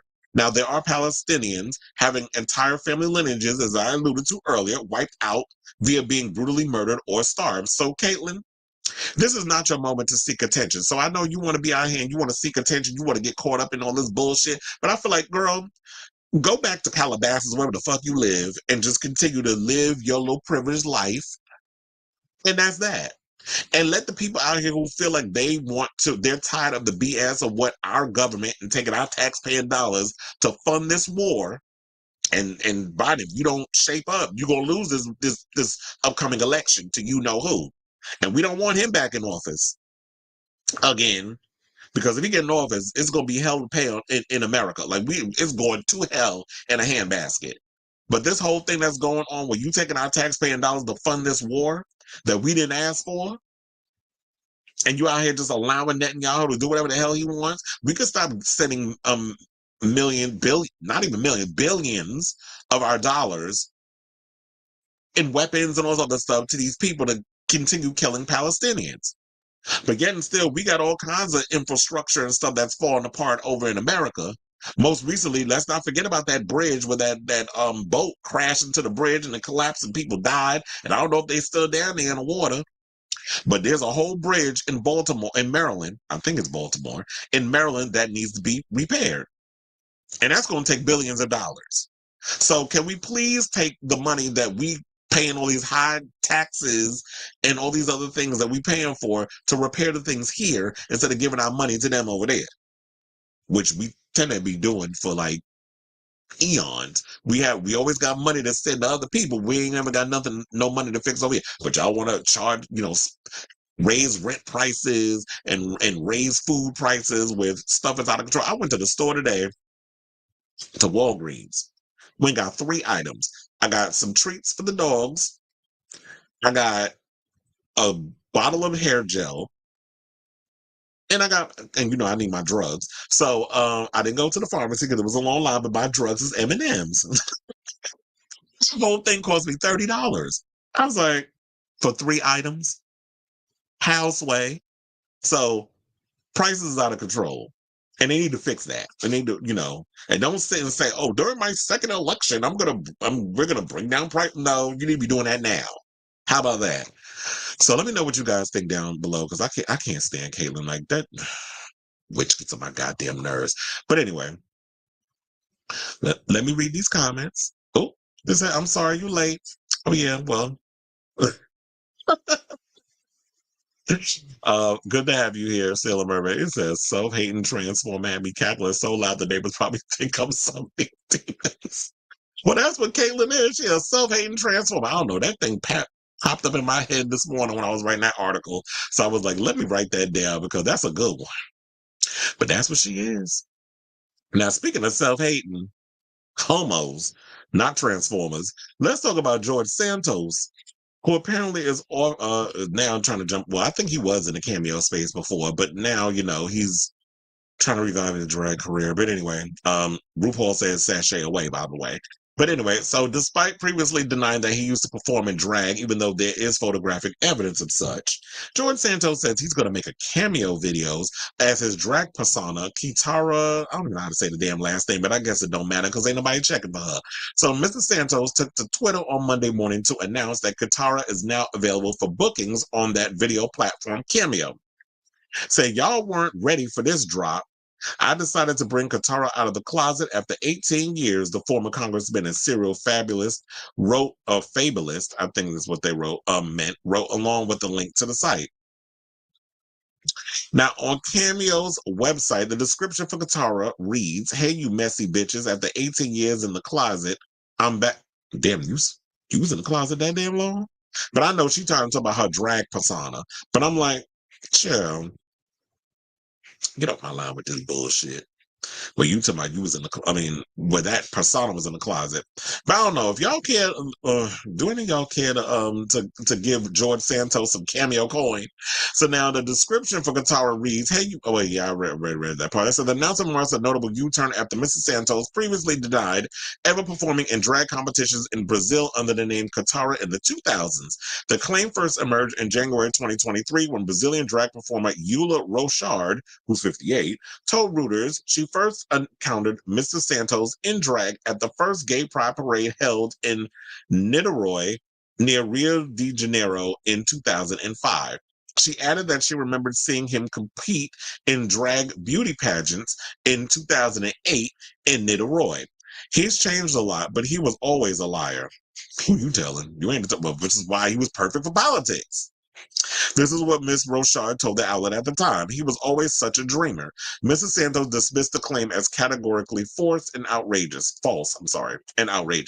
In December 2023, however, he was singing a slightly different tune, saying he had dressed as Kitara only for a day when he was 18 years old, which was another lie because according to the queen who just said it, that you was competing in competitions in Brazil. And it's funny how y'all say all this stuff, but you be acting like,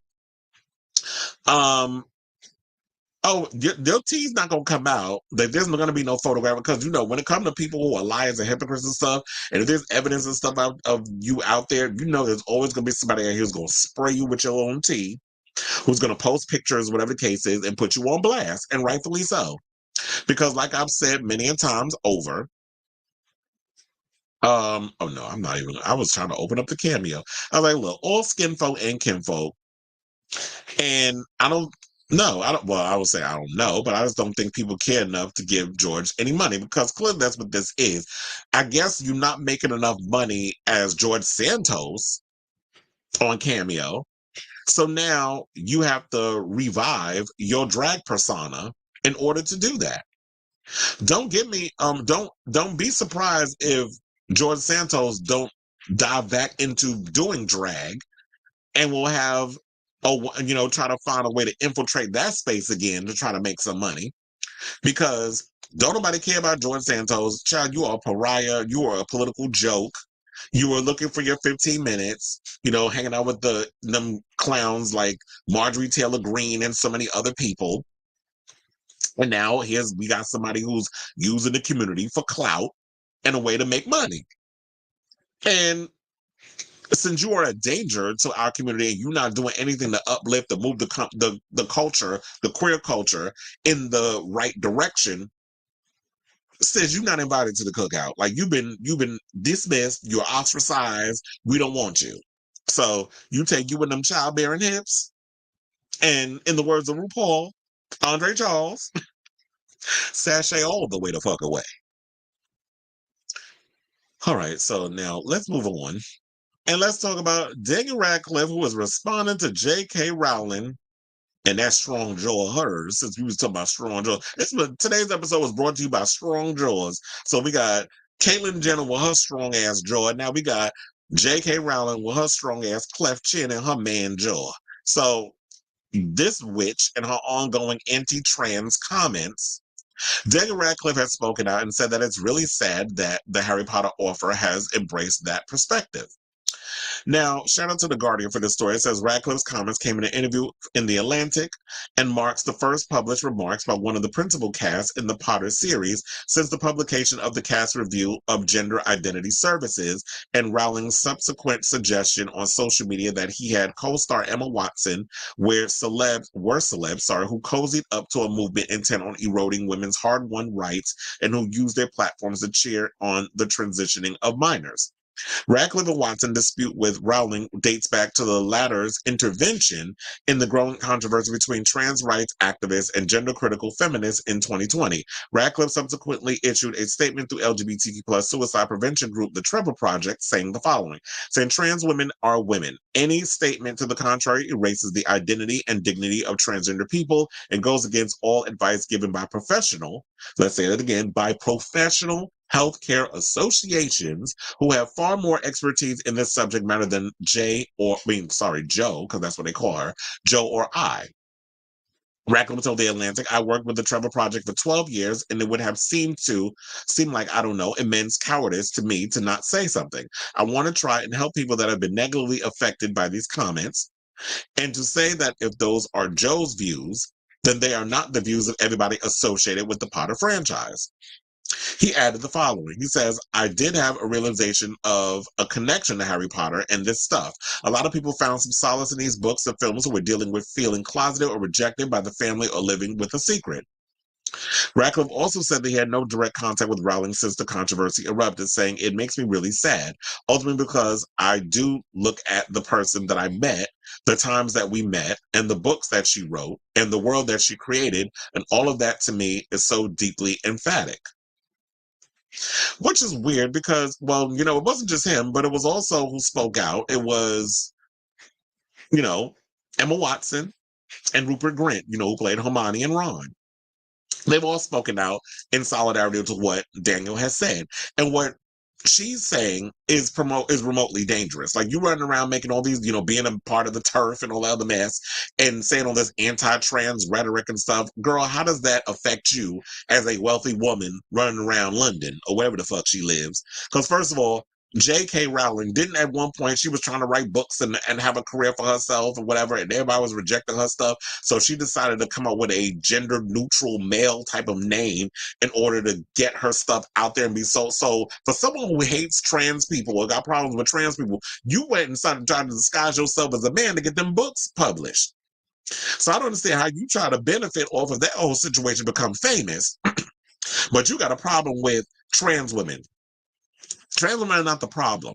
Trans women at the end of the day are just running around trying to live their authentic lives and want to be left the fuck alone. It's just a lot of you bigots out here and a lot of these politicians who want to use, and there's been statistics done on this where it's just like, you know what, they put all these things in here and try to get people riled up because, politicians, the anti, those Republican type politicians, well, but say we need to use certain things to get people riled up because certain things is not working. So we use racism, that's not working. We use this, that's not working. So now let's say trans people in bathrooms and all those other, they're coming for your kids and they're gonna come in your bathrooms and molest your, you women or whatever. Like, y'all not grown enough where y'all can fight people off of you when they try to abuse you, whatever the case is. And for the record, I will say this, there are no trans people running around that's going around assaulting people. So this narrative that they're doing, they've kind of put that out there to freak y'all out, because when people who don't know trans people or people who are othered, when you don't know those people, that's what they do. They try to scare y'all with fear to get you riled up, and then they're distracting you with that while they're removing your rights as a woman, while they're denying you the ability to get an abortion in your town, where y'all got to travel state lines, across state lines, to get an abortion because they've been quietly took away your rights. They've quietly taken this away. They've quietly taken that away. They've banned the books in the schools. They've done all these things. So people need to get past their biases and really pay attention to what your constituents, your affiliates, your political figures or whatever are doing. Because that's what they do. They distract you with this while they dipping their hand in the cookie jar, stealing all the cookies and taking away your rights as a human being because it don't affect them. And it's always worse when you have people that's in your community that's a part of it. Which we've heard so many stories about, like queer politicians who will be up in there signing these anti-gay bills and all this other stuff.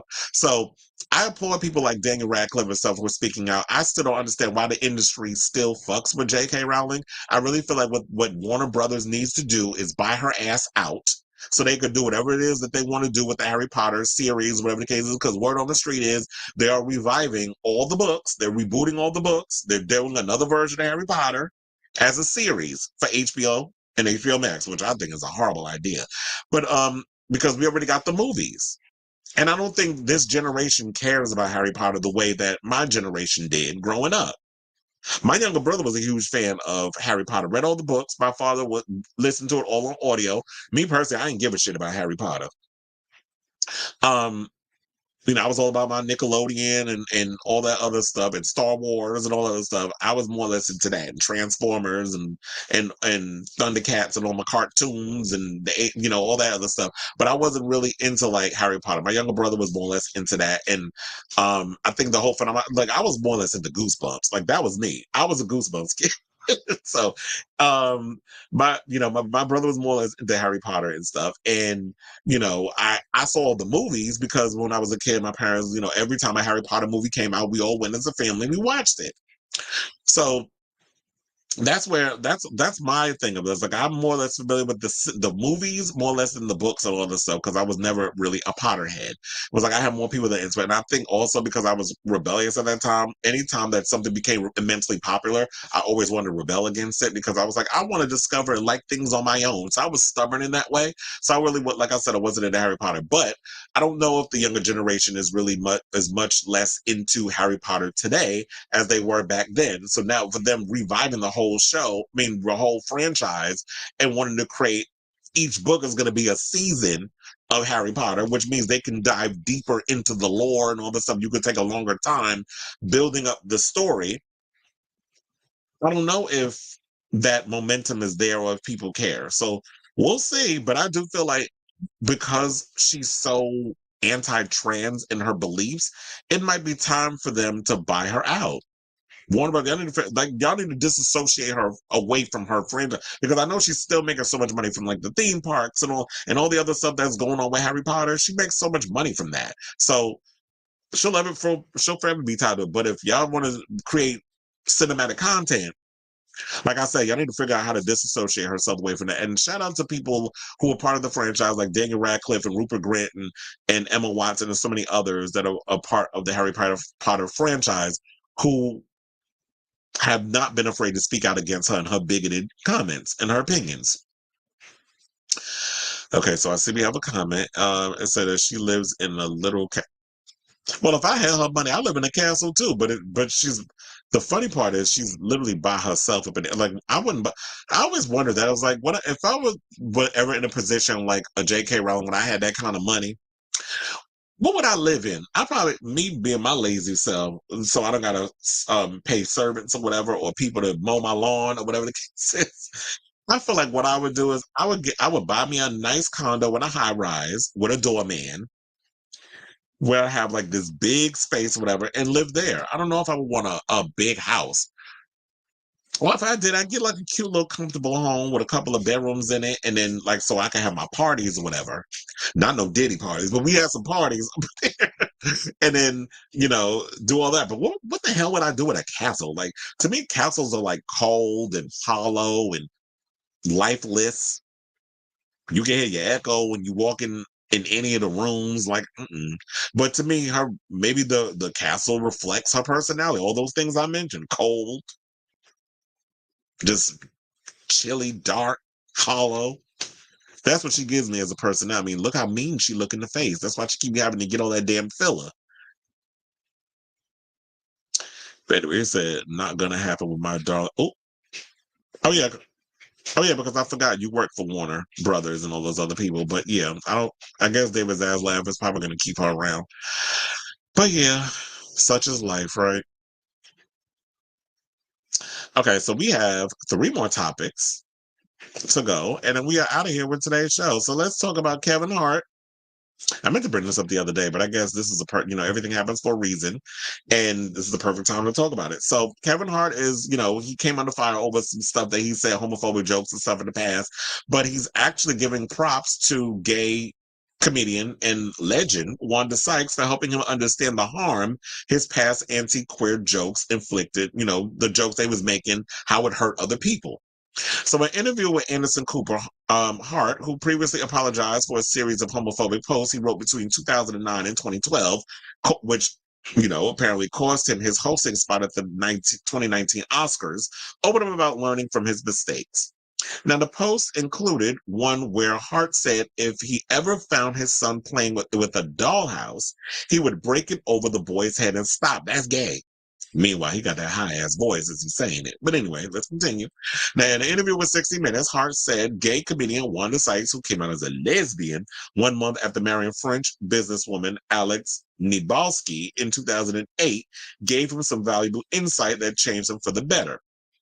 Saying, the understanding came from the best light bulb ever. Wanda Sykes said, there are people being hurt today because of the comments like the ones you made then, and were people saying it's okay to make these comments today based off of what you did then. So basically what they were saying is like, you know what, when you put these jokes and stuff out there, that you're basically saying, giving people, and it's ignorant, I guess, to put it this way, but a lot of people out here are less than smart. Let's be clear about that. Some people say, oh, well, Kevin Hart made a joke and he's making it seem like it's okay for me to go and bash a doll house over his head because I heard it in a joke, a Kevin Hart joke. So I'm going to literally live that out. And then, some of you even go even further and put it on, record it and put it on social media for clicks and likes, because we know a lot of y'all out here be clout chasing for a moment. And some people do. They embarrass their own family members, kids, whatever the case is, post it on social media because a lot of them want a moment. So don't put nothing, I don't put nothing past nobody. So he said it was presented to me in a way that I couldn't ignore. So in those moments of despair, great understanding and education can come out of it if you're given the opportunity. Now, in an interview with the Wall Street Journal last month, Hart said that the criticism he received was a come to Jesus moment. Okay, Oprah, with your come to Jesus moments. He said in 2023, Sykes proved herself a true ally by proclaiming her 100% support for the trans community. Kevin most notable movies. Wait, they said Kevin Sykes. Who's that? Kevin Sykes' most notable movies include acting alongside Ice Cube. I think they meant Kevin Hart. Y'all got to proofread before y'all hit send pink news. That's where I got it from. Now, he's acting alongside Ice Cube and Ride Along, and alongside Dwayne Johnson in Central Intelligence. Sidebar. Did y'all hear that tea about Dwayne Johnson and the fact that all the stories about him, I think it was in the rap, they are dragging him on social media. They did a whole expose about how nice guy, great to, I wouldn't say great to work with, but he's the nicest guy you'll ever meet. However, he has been under fire for being extremely late on a lot of movie sets. And they said it was for this new movie, I think it's called Red One or whatever, that's supposed to be coming out, this Christmas movie with that's supposed to be coming out later this year. They said he was late to the point of like 8 hour late.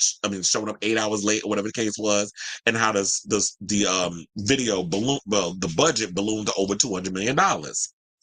Then more stories came out because shout out to John Campea. He put this out there. He said he hit up a friend of his who worked with Dwayne Johnson on a movie, and in so many words, he said he texted him, found out like, okay, is this story true? Because they didn't want to believe it. Because as a fan of somebody and you hear so much about their reputation in the industry, do you think that he would have, would he be capable of this? But his friend was like, yeah, it's all true. He said Dwayne fucked them on a project they worked on. There was time that they was talking about that because he was showing up late. They said he was showing up late to Ballers. And then also there was the movie Red Notice that he did with Ryan Reynolds. The story came out that Ryan Reynolds even had to come for him and drag him for showing up late. They said after they had the conversation, he started showing up on time. But here's the thing. You 50-something years old. Why I got to talk to a grown-ass man about showing up on time for a gig? So there was that story that came out. I don't know. I went on a whole rant about Dwayne Johnson, but that's supposed to be Kevin Friend. So that's why I brought it up. So if y'all get a chance, definitely read that article. But now back to Kevin. I always got to sidebar some shit when I throw it up in there before I forget. Now, here's the thing. Now, I don't particularly find Kevin Hart funny. He is not my cup of tea when it comes to the jokes or whatever the case was.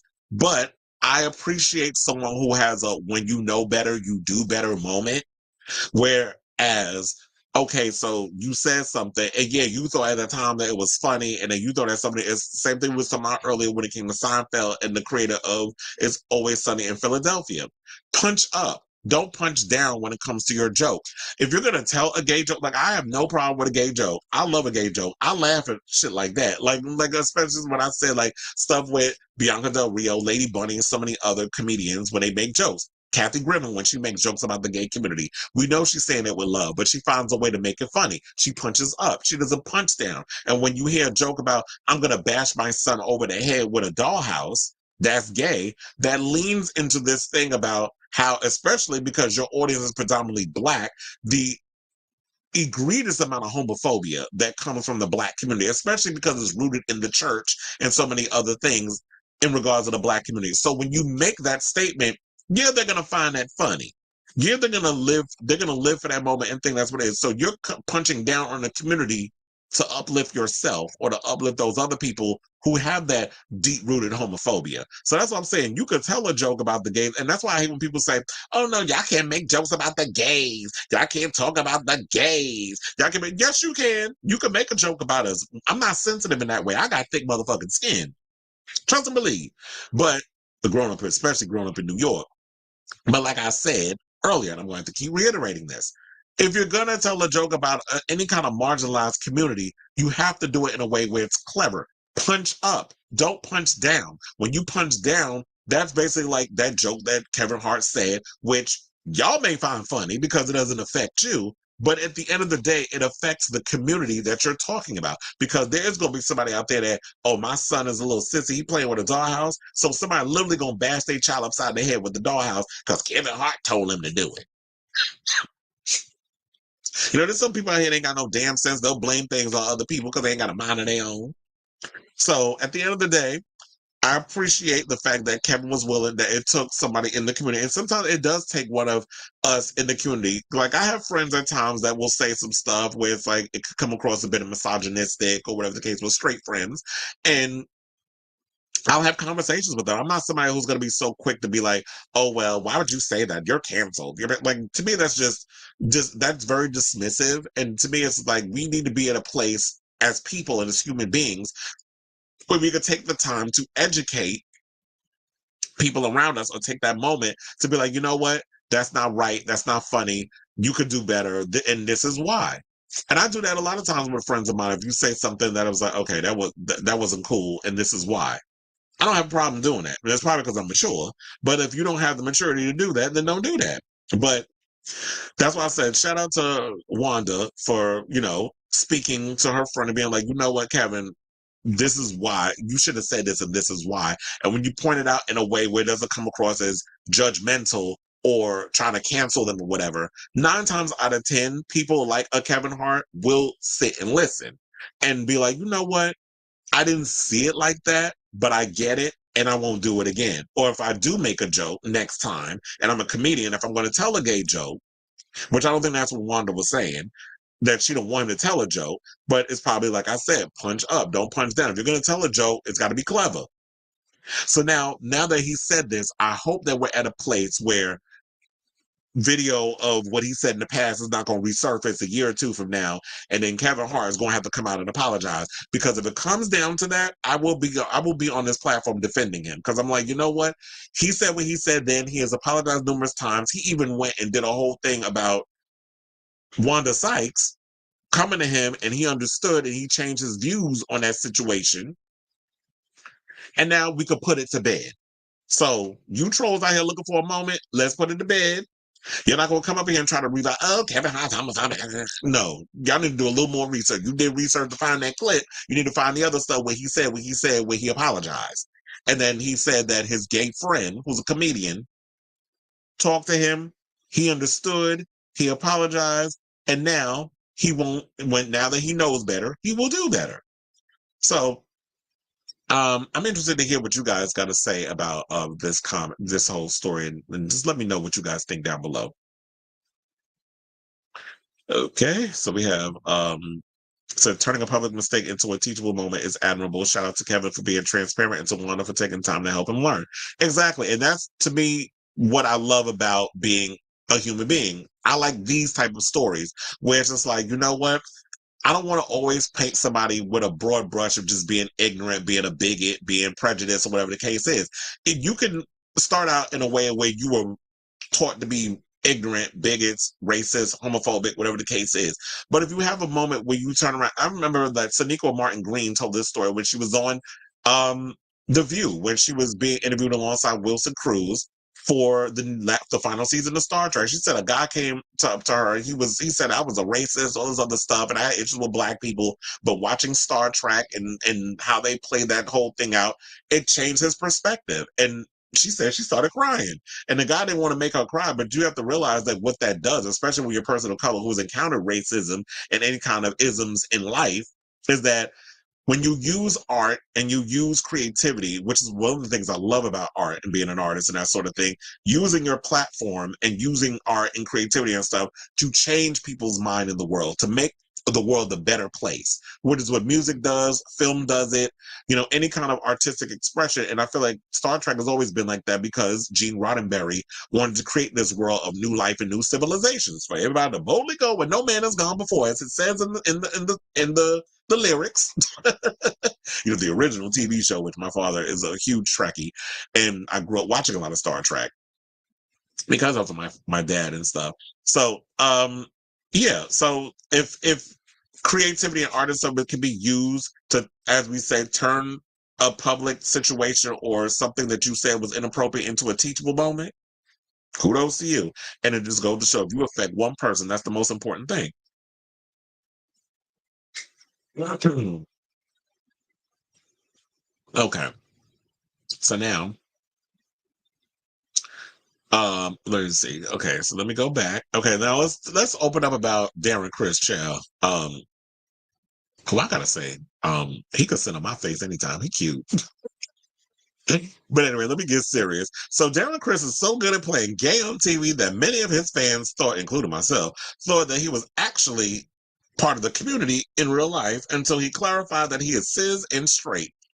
But that doesn't mean he doesn't have a deep connection to the queer community. Now, one of the actor's most remembered roles as Blaine Anderson from Glee, and during an appearance at the Chicago Comic and Entertainment Expo, he was asked about his impact, of his character and the on-screen relationship with Chris Colfer's Kurt. Hold on, because now I don't know if y'all seen the clip, but I do have it here where he was at the expo. Somebody recorded it, and we're gonna play it. I have been so culturally queer my whole life, and not because I'm trying. You know what? Actually, I was going to say not because I'm trying to be cool, but I'm going to erase that. It's because I am trying to be cool. 90% of the shit in my life that I have tried to emulate, learn from, and be inspired by is 100% queer as fuck. That's hundreds of years. It's been from the queer community. These are people that I idolize, that I want to learn something from.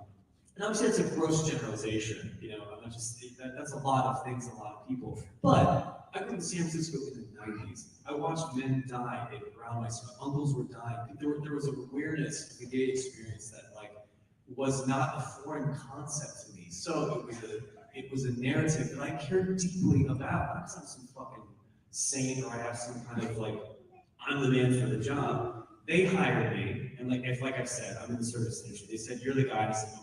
I'm the guy, I will do my best. I'll do my best to talk about the way that I believe, the way that I'm passionate about.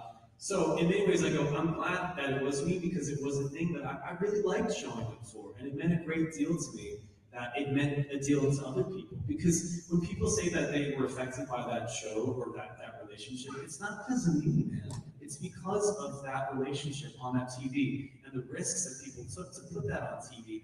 And most importantly of all, it took the people watching it to have the aptitude for seeing beyond what was, maybe given to them in other avenues of culture to go okay, you know what, I can relate to this, gay or straight.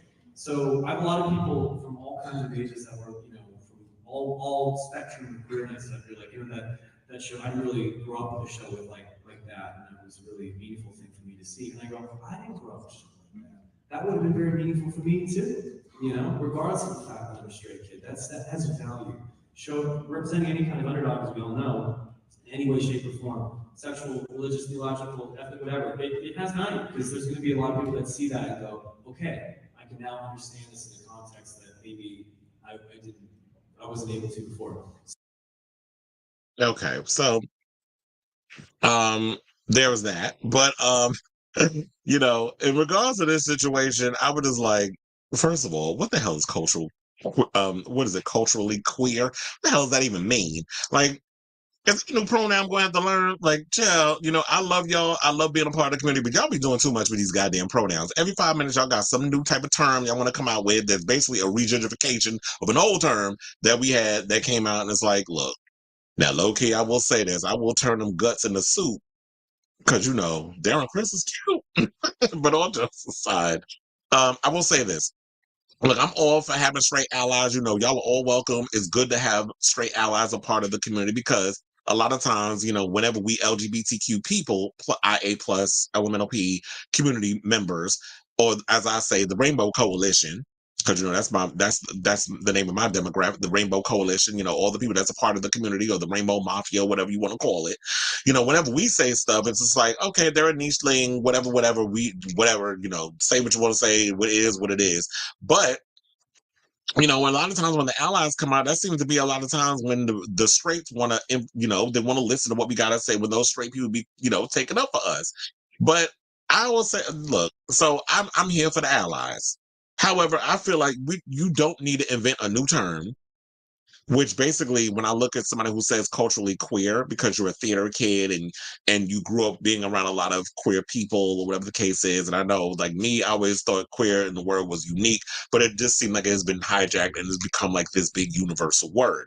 So it's not even that, you know, groundbreaking anymore to use that word because it's been used so much. But to me, I just feel like when he's saying, you know, the whole culturally queer thing, I just feel like maybe it's just meaning like you embody all the gay stereotypes. Being like a theater nerd, you know, somebody who goes to gay bars to hang out, or you go to places like Hell's Kitchen, as I said earlier in the show. Somebody was like, well, why? What West Hollywood got to do? I'm from West Hollywood. But look, West Hollywood is full of gays. Trust and believe. When I lived in LA, which I lived in Silver Lake, I would travel to West Hollywood. I would hang out at the establishments out there. I would go to Avita. I went to Rocco's. I didn't get to go to what's the new spot? I didn't go to Hart because Hart wasn't around when I was living in LA. When I left, that was pre-pandemic, and came to New York, back to New York. That, you know, Hart came years later. So, and you know, I went to all the little spots and stuff out there in West Hollywood. It was cute or whatever being around there, and Hamburger Mary's and all that other stuff. So, but like I said, you don't have to invent a new term in order to show love to a community that inspires you artistically. So you don't. It's like, we love that you're an ally. Being an ally is enough. And whatever happened to just being an ally as that being enough.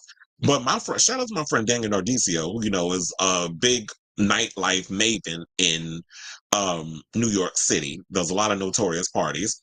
He posted in my comments on social media, he said, I worked with him on a show at Carnegie Hall, and I adored him. He's very broy, so much, in fact, that he referred to his protein powder drink as bruh juice. Such a talent, and he's a snack and a half. Yes, he is, Chair. He said, very open-minded. I'm not sure why straights need to ally themselves so much with us that they say they are us. It's okay to just say, I stand with my LGBTQ friends. Exactly. And that to me is enough. You don't have to like do a whole citation and do like, you know, pop, dip, and spin. Like, I don't need you. You don't got to Vogue. You ain't got to paint your nails. You ain't got to, you know, tuck your dick in between your legs. You ain't got to do all that to say like you're a part of the community. If you're an ally, just be an ally. That's enough. Like, we don't need all the extra bells and whistles for you to prove to us, which I guess some people just want that. But me, just saying you're a part of the community, you love us, you straight, and you love the gays, that's enough for me. But child, one of my friends said, Darren from Grindr, yes, he is, and posted a heart. We all claim so many things about ourselves on a daily basis, and it doesn't make it news. And I said, Darren from Grindr, he goes, open your eyes. So I'm like, girl, what you insinuating? You trying to tell us something? God's trying to tell you something. You trying to tell us something about Mr. Darren Chris? You trying to tell us he really a part of the community? You trying to tell me some stuff that I need to slide in the DMs for you to spill me some tea? Well, child, if y'all got some stories about Darren and Chris, slide that down in the comments. Let me know. Um, but anyway, what do you think about this whole thing where he's talking about he's culturally queer? Do you agree with him? Do you think he just like, okay, like, look, being an ally is enough? You don't have to, do a whole gender reveal type situation in order to prove to us that you're a member, a card carrying ally member of the community? Just let me know down below in the comments. Okay, so we have a comment. Speaking of which, it said, love, but he sounded goofy. Say, okay. All right. So last, but certainly not least, but it is the last the last topic of the day. Let's talk about Plain Jane and this whole RuPaul's Drag Race Bob and Drag Queen beef. First of all, I want to say thank you all of you who have been continuously watching that. We got a beef going on between Drag Race girls. I had to do that line again because that's how it starts off in the old video on my TikTok. That video still is blowing up. People are still liking it. People are still sharing it. People are still commenting on it about the whole Drag Race, Plain Jane drama. So we talked about back in January of this year how apparently Bob in season 6 top 3 finalist Plain Jane apparently was going back and forth. Now it all started back in January when Bob I think he was doing sibling rivalry. And I guess he started he and Monet was sitting there having a conversation talking about the whole Burger Finger performance or whatever. And Bob threw some shade at the whole situation because he was criticizing the talent show number. And I guess Plain Jane didn't like what Bob said. Well, honey, welcome to the world of entertainment because people are going to just be talking. Hold on, because I was like, I want to pull up this picture, chill. So it's like, at the end of the day, people are going to be talking about you, whether you want it to or not. Like, people are going to be critical of you. People are going to have their opinions. People are going to say what they're going to say about you.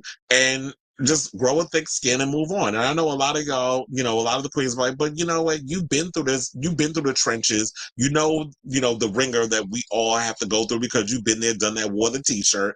And so you should give us some grace. And I feel like on one hand, yeah. But on the other hand, Drag Race girls who have been through the whole situation shouldn't have to be exempt from cultural, criticizing or giving an opinion on a performance that they felt like, okay, number one, it wasn't as funny as you thought it was, and it wasn't as clever. And then number two, it's just like, okay, like this is derivative, and now it's getting to a point where because RuPaul has stated, and because Michelle go and do whatever that Ru says, because that's her bestie, and he gives her many opportunities in regards to this whole entertainment career situation and being a part of Drag Race, because that's his bestie, that you can't be critical. And they like stupid shit and stupid things and things that is just stupid for no reason. Ru laughs at. And a lot of the girls feel like they try to get in there, they try to be a little too smart for their own good and try to be like, yeah, so what is a way that I can really get Ru to like my routine?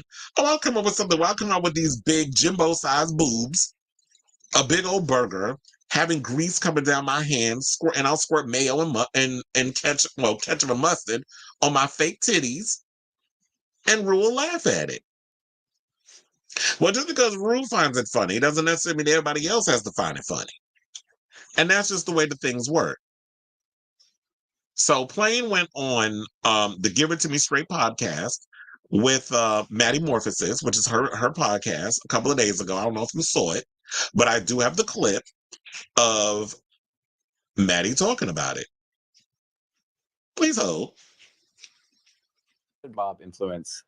Oh my God. Your drag. Wait. Okay. So this is a story that I have never gone on record with, but it's actually quite fascinating. So when I was maybe 19 years old, this was like around, or maybe 18, 19, around the time where I was like getting a little bit more comfortable with myself and my sexuality. It's like right when you went to New York. Exactly. Yes.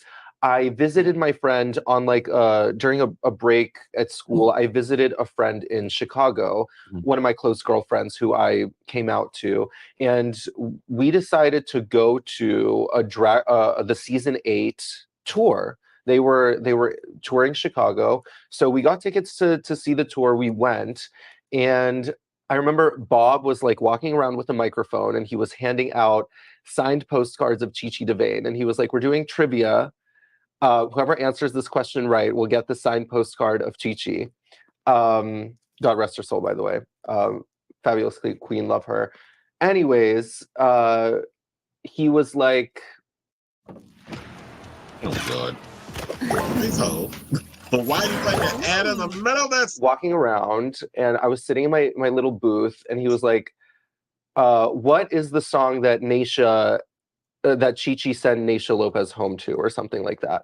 And I like raised my hand tentatively. He was like, you, 18-year-old Jewish kid, right here, like clocked it, because I'm sure he's many of us. Miss Cracker, hello. But anyway, so he like put the microphone in my face, and I said, "Call Me" by Blondie. In my best like Maddie Morphosis impersonation character voice. Yeah. And because you hadn't even soft launched by then. Exactly. So he was like, yeah, here you go.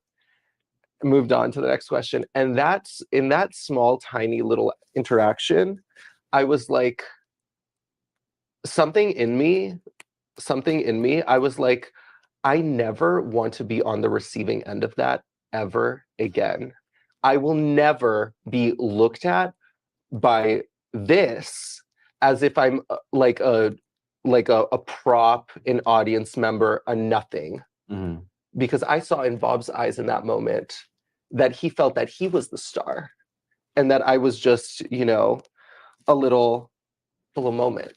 And I said, no, honey, I am the star, and I will one day I will be holding that mic, and somebody else will be answering the trivia question and getting the signed postcard of Chi Chi DeVane.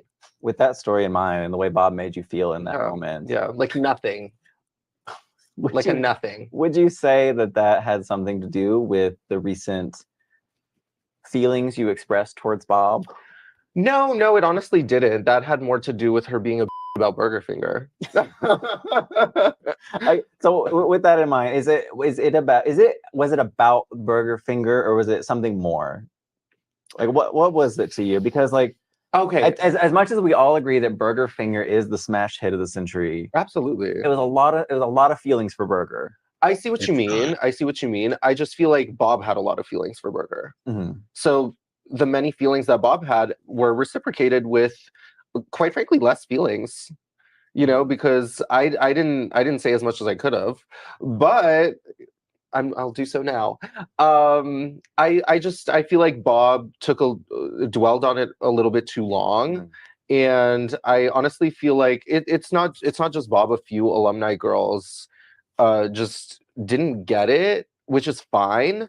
But they just they went on these like tirades about how it was so unoriginal and everyone's trying to be stupid now. And it was just so it like mimicked the opinions of like hating ass bitches, like hating ass fans. Just say you don't like it, say you don't find it funny and move on. Like, yeah. Don't like go on these like tirades, like mimicking the opinions of like dumb fans who like don't know shit about shit and like say that I'm being inauthentic because I did a dumb number that had to do with food, which has been done only a few times, mind you, in the scope of Drag Race. You know what's been done more times?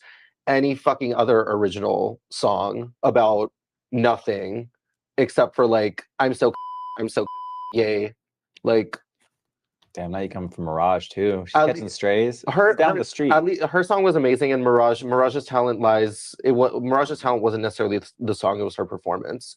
So you know, Mirage is sickening, but you know. So you feel like Bob's comments about the song, it was less of an opinion about the song and more of like an attack on like your literally very that, and I felt like it was like unwarranted, and I feel like it was a very strong opinion for like an alumni of the franchise who had done this show before and like knows the whole like you know, rigmarole of it or whatever, and how like the fans can treat you thereafter. I just thought it was a little bit annoying and honestly like irresponsible, if I do say so myself. And burger finger, you know, as I totally know that it's like an idiotic, dumb, like ketchup stain on a t-shirt, on a white t-shirt equivalent of a song, but there was effort behind that. There was effort and thought behind that, you know, regardless of what people want to say. So all right, so y'all pretty much got the gist of what they had to say, and then she went on to explain the meaning behind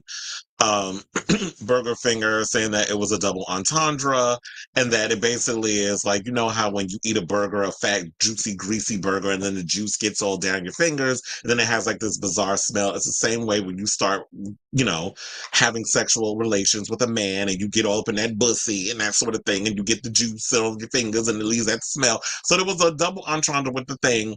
I, in my opinion, did not find the song to be entertaining. Now, I will say this: I did love her finale's song that they put together, and she lip synced the performance. I did love that performance. Her finale performance was sickening. I will say this also: I did not like Plain. Y'all know I not particularly care for Plain Jane during the early episodes of season 16, but like a little nasty fungus you can't get rid of. The bitch grew on me. And I was living for her throughout the show. And then, you know, she got her little arc where she got to show human side, you know, her emotional side. But then also she got to, you know, I think what hurt her is that she was playing too much in the funny, and she wasn't willing to be vulnerable, which is, I guess, what Rue wants. It's like, he don't mind you being silly, and, you know, you can entertain him to the cows come home with the silliness, but he also wants to see that you could show a little vulnerability. And I think towards the end, maybe she choked, and she just didn't feel like, you know, she was, I'm not gonna win. I can't really, I don't stand a chance against Nymphia or my girl Saphira. So that's probably how she felt. But in regards to the whole thing with Bob, it's like, you know what, Bob has the right to feel how she feels, and give constructive criticism in regards to, you know, the queens of the show. She doesn't just talk about Plain Jane. She talks about a lot of the other queens on the show. And as someone who has been in the pocket of the series, that's why I love not only sibling rivalry, but I also love watching Race Chasers with Alaska and Willem, because they deep dive into the show and they talk about the queens and they give their opinions on certain things. And they talk about the show, which I think the one that pretty much doesn't like the fact that, because, you know, Willem and her history with the show. But anyway, you have to know that if you're going to be in this business, regardless if it's your peers or other people or the fans, everyone's going to have an opinion, whether harsh or not as harsh. And unfortunately, that's just the name of the game. Now, in regards to what happened in the beginning of her career, it's like, yeah, when you are a person with that microphone and you holding court, you are the court jester on that stage in your drag regalia, and you having to entertain a bunch of drunk ass patrons in, you know, a club or a bar setting, or wherever the hell y'all was, where you said you was with the whole trivia thing. Just know that a lot of times when it comes to that type of humor, there are people who are comic drag queen comedians, like Bob the drag queen, and she does, you know, she has done stand-up, she has done comedy type stuff. I mean, she's running, you know, she is the person who's emceeing Madonna's current tour, which is about to kick off this weekend in Brazil. So, you know, she is the jester that has to keep the show going and stuff. And as a person who has the mic and is on the stage, yeah, sometimes you're going to be the casualty to a joke, or people are going to say certain things where they're going to, you know, make a little snide comment, whatever the case is. Just brush it off your shoulder, take it on the chin, and keep it moving. I feel like a lot of people are too damn sensitive. Oh, you hurt my feelings. But that's the name of the game. This is the way drag has always been, and drag performance, as long as I've been going to the clubs. And this is long before Drag Race was even on TV. I was going to bars and clubs and watching drag queens. My first drag queen comedian that I'm good friends with to this day, that I remember seeing for the first time, was when I went to Esquilita, and I came across Harmonica Sunbeam, and she was holding court up in there and telling the jokes, and reading the audience, and, you know, doing her stand-up bit and all this other stuff, and had the gays dying. And that was like a lot of the ballroom kids, a lot of, you know, and even like a lot of the, you know, you had the AG lesbians up in there, which they call them studs now, or you had a lot of the butch queens, and you had the femme queens, and the trans women, and the drag queens. Like, you had all the different urban Latin, Black, you know, and people in this, from the community, the Banji boys, as they call them now, well, you know, you got the homo thug types. I don't know, what do they call, you know, gay boys who kind of give like that whole Banji look. I don't know what the term is now. Like, I can't keep up. We used to call him Banji boy, Banji, or, you know, or we used to call them butch, or we still kind of call them butch queens or whatever. But anyway, so I'll say all this to say, I get where you're coming from, plain, and whatever the case is, but maybe what you need to do is you need to figure out and have a conversation with Bob to figure out what the tea is and why he's, I guess, since you feel that he has a strong disdain for you and he's been coming for you harder than all the other girls from Drag Race, that why they feel the way they feel. And who knows? I'm sure after this video, what's going to happen is either Bob will address it on social media. He's probably not thinking about that right now because he's busy in Rio with Madonna. So, we'll find. I guess what we have to do is we're going to have to find out how he feels about this situation, and he'll probably address it on the episode of Sibling Rivalry or when he's able to get back on his phone, because who knows how the internet is working out there in Rio. He'll address it one way or another. So if you guys have not seen that episode of Give It To Me Straight, definitely check it out on YouTube if you can. And let me know what you guys think about this story down below. Okay, so it said tucking is an instant initiation ritual for the Rainbow Mafia, though. Sounds like the right dose of cake. Okay, so before we get up out of here, any comments, concerns, questions before we get up out of here? Because that was the last topic that we were going to get into, because I knew that was going to be a long one. And I wanted to break it down and everybody hear the clip and stuff so that we not just, because I hate when shows will take a little clip or something and they'll post it and be like, we got to talk about it without watching the whole thing. So I wanted to break all that down and all that good stuff. So if there's nothing else to add to the show, I will say this. Hold on. What am I doing? Okay, let me take that out. Let me take this out. All right. So I want to thank you all for tuning into the latest episode, of Chris Avalon Unfiltered. Please do me a solid and hit that like button, that subscribe button if you like what you see. Hit that like button, that subscribe button, and that notification button so that way you know when we go live with a brand new episode of Chris Avalon Unfiltered. I want to thank all of you who were in the comments. Kikiing with me today, Sailor Mermaid. It was good to hear from you, Ezra Sprouts. I don't think we've ever talked on social media during the live, but I appreciate you being a part of the show. You were definitely a cackle. And you know, Cleveland Legends, who's always up in here every now and again, leaving their 2 cents, and Julie Kelsey, who was up here talking about her being in West Hollywood for like. But anyway, so thank you all of you who were tuning in, who's been on watching the live stream. I love you all, appreciate you all. And thank you to all the new subscribers who have definitely been helping this show grow bigger and bigger and bigger by the day, or how many times, you know, by the minute, whenever you subscribe and watch the show. But anyway, love you all for watching. I'm going to give me something to eat because I'm starving. I haven't eaten since this morning. So yeah, I got to give me something to eat. But anyway, love you all for watching. And until next time, which will probably be tomorrow. I don't know. It depends. If there's any tea that's going to be spilled that I can find to come up on here, maybe I'll do a live show tomorrow. But it's about to be a busy weekend for me. So love you all for watching. And until next time, ciao, darlings.